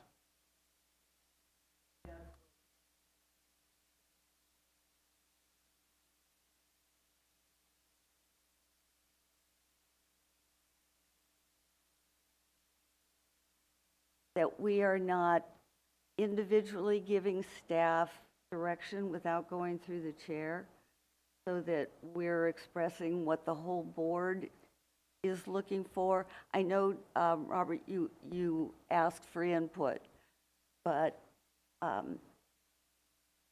chair is the one who should be making the directions to staff. That is my opinion. But direct input as far as educational topics, you're welcome to email me so we can, vet them and see how they fit into the overall educational program. We would like your input individually on that. Now, yes, as far as specific direction to staff to do a certain type of analysis or to bring back certain information, that should come from the chair as direction from the board as a whole. Can I just restate maybe? Portfolio Visualizer is the website I've been going to. I'm sure I know there are other sources, and I know that Robert's been using some other sources as well. I don't know all the sources that are out there. That's just the one I've been using. Maybe an educational presentation from Robert at a future meeting could be showing us up on the screen. Here's an example of how he has looked at some of our existing funds, or take our funds as a group, because we know how our funds performed over the last 10 years as a group by category. And here are some funds he's looked at and or any board member has given him. So everybody can see on screen the past performance. Not that everybody on this board is going to go to Portfolio Visualizer on a every other day basis like I might, but But at least we all understand the concept of how it works and how the research that he's doing and/or Doris is doing and others on this board are doing. So we understand why these questions keep coming up for me and others about, well, okay, I hear what you have to say, but looks to me like there's some other funds, same mutual funds in the same broad category that are beating what you have. Why should we stick with you versus someone else? I think plenty of direction has been given to staff and probably even to trustees as a matter of this item. And I do encourage, if there are specific topics you wish to learn about, that you do communicate them. If you would prefer to go through me, I have no issue with that. But if it's an educational topic, then I encourage everybody to reach out to our staff to let them know you'd like to learn more about something. Is there any other direction that needs to be given to staff? Trustee Harris. I would like to have us pay more attention to an induction process onto the board. I also want to just second Jim's thing about these calendar reports and utilizing the full reports. Lots of detail. I mean, we can all read we can all see red and black real easily. And so if you go deeper, I think it's a better value for everybody. We can certainly ask them to spend their time on the specific manager pages and the full report instead of going over the summary that's on the short report. An example is this report this time has some of those questions we've been asking kind of analyze what we heard the prior time they were here. Very good. How about public comment on item number 10? There is no public comment. Item 10 will be received and filed with direction to all. Just polling here, are we good to continue through the next few items before we get to closed session and we can take a break? Okay. Seeing no vigorous objections, we'll move on to item number 10. Discussion regarding the board work plan and strategic calendar. Executive Director Rentschler. Thank you, Chair Cromer. The quarterly update to the board work plan is provided in your packet. Following the work plan is the rolling annual strategic calendar.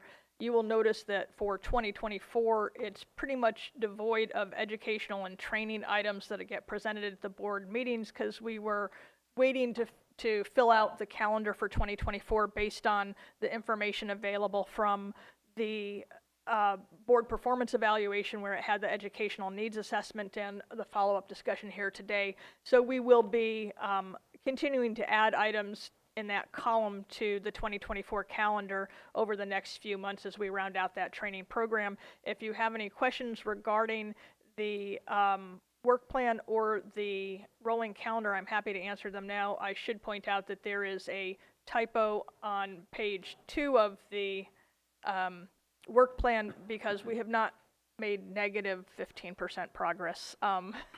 My apologies there. Thank you. Any questions or comments from trustees regarding item 11?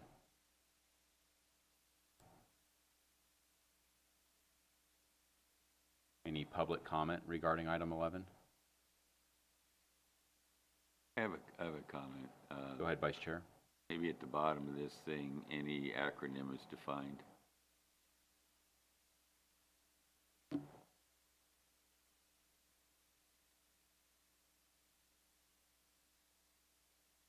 There is no public comment. Thank you. Item 11 will be received and filed. Item 12, discussion regarding the administrative report. Executive Director Rentschler.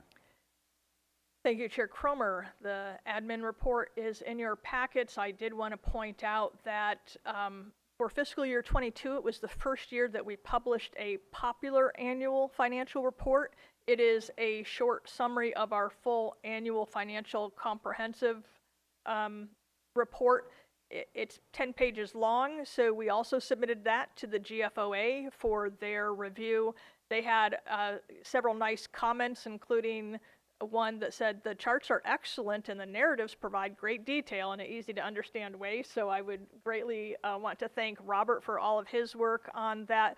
We received the GFOA's Outstanding Achievement in Popular Annual Financial Reporting Award for our first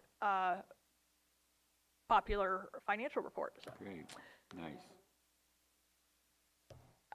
We are moving forward with the split account functionality in Pension Gold. They're working on the programming now. We expect the programming to be released to the test environment in February. This is a little bit behind schedule where I thought we were going to be today, but it was really delayed because we spent much more time ensuring that we had all of the requirements and needs well defined before they went and did the program and released anything. So that extra time spent up front, I think, will be well spent in getting the functionality right when we move to production the first time. So we're happy with the progress being made there. Board election update. We held the election on Monday, November 13th, and the winning candidate is Catherine Cavness. This report was printed before we had the count available. So congratulations to Catherine for another term on the board. Thank you. We did some member outreach, and I did want to remind you that the fiduciary insurance policy is up for review, and it includes the waiver, the fiduciary waiver of recourse premium, which is $9 per trustee. If you can, please make your check payable to MSARA to cover yourself for any individual breach of fiduciary duty. We would greatly appreciate that. You can send them to us or at the next meetings or so. If you have any questions on anything on the report, I'm happy to answer any questions. Thank you for the comprehensive report. Any comments or questions from trustees?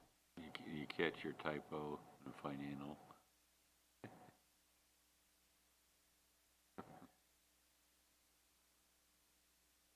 Trustee Jurdy? A question on the trustee insurance.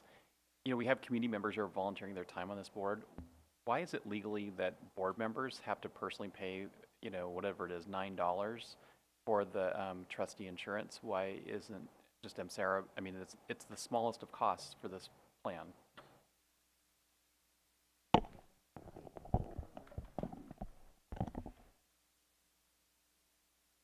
So I may have known the answer to that some years ago, but I know this is a common requirement from all the systems, and I've heard it described as the best investment you'll have, small dollar amount.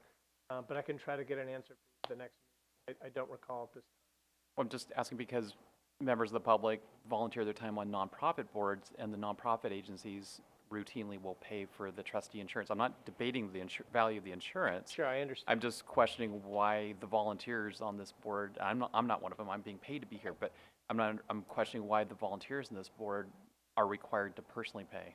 I'll have an answer for you at the next meeting.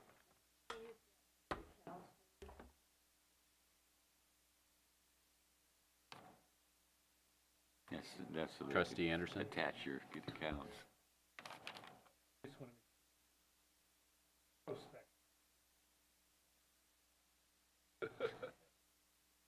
What's $9? Any other questions or comments? Any public comment regarding the administrative report? Item 12. There is no public comment.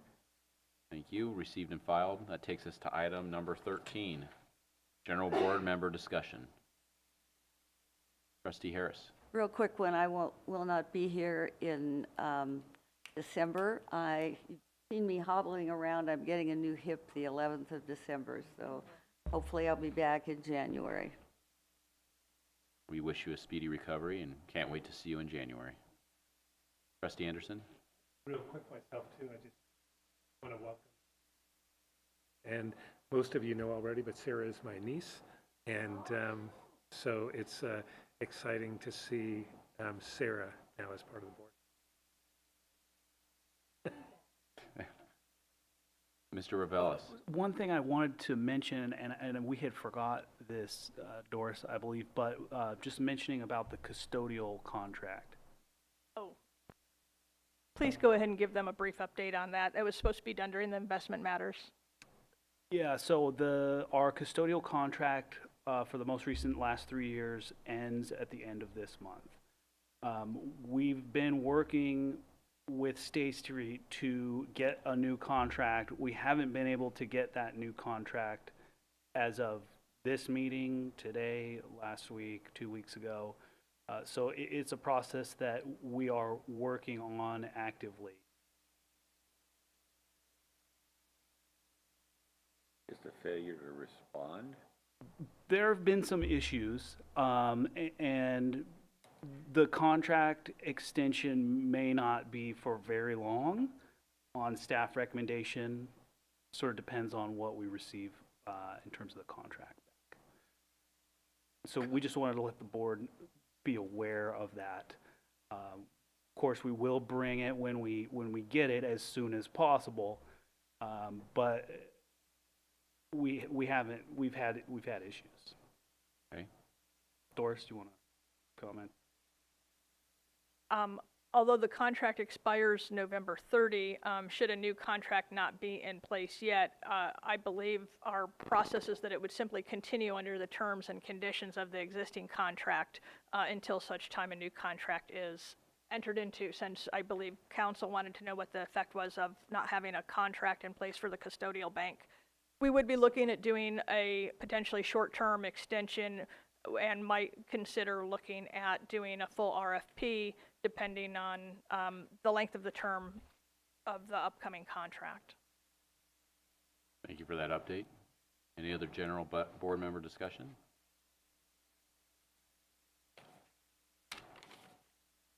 All right. Item 14 is going to be closed session. Item A is the service-connected disability application for Robert Moore, Sheriff Sergeant, pursuant to Government Code Section 54957 paren B. And then item B of closed session is conference with labor negotiators, pursuant to Government Code Section 54957.6. We will report back after we finish closed session.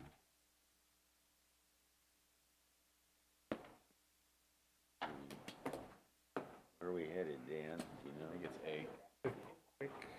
Yeah, we can take a break. Quick break. Yeah. Take a break if you need one, and then we'll be in the front conference room. Sorry for the slip on that one. Do those two.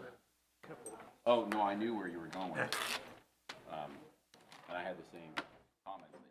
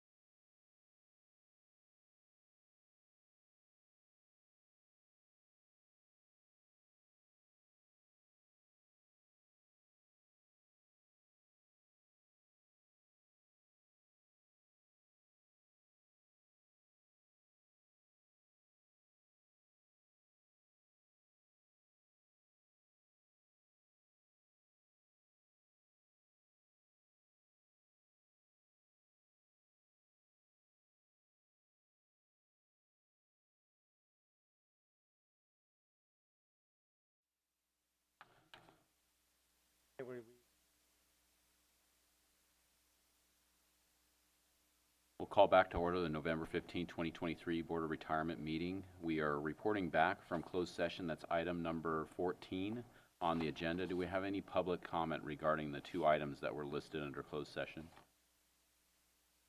There is no public comment. I will defer to our counsel, Mr. Burke, for a report out.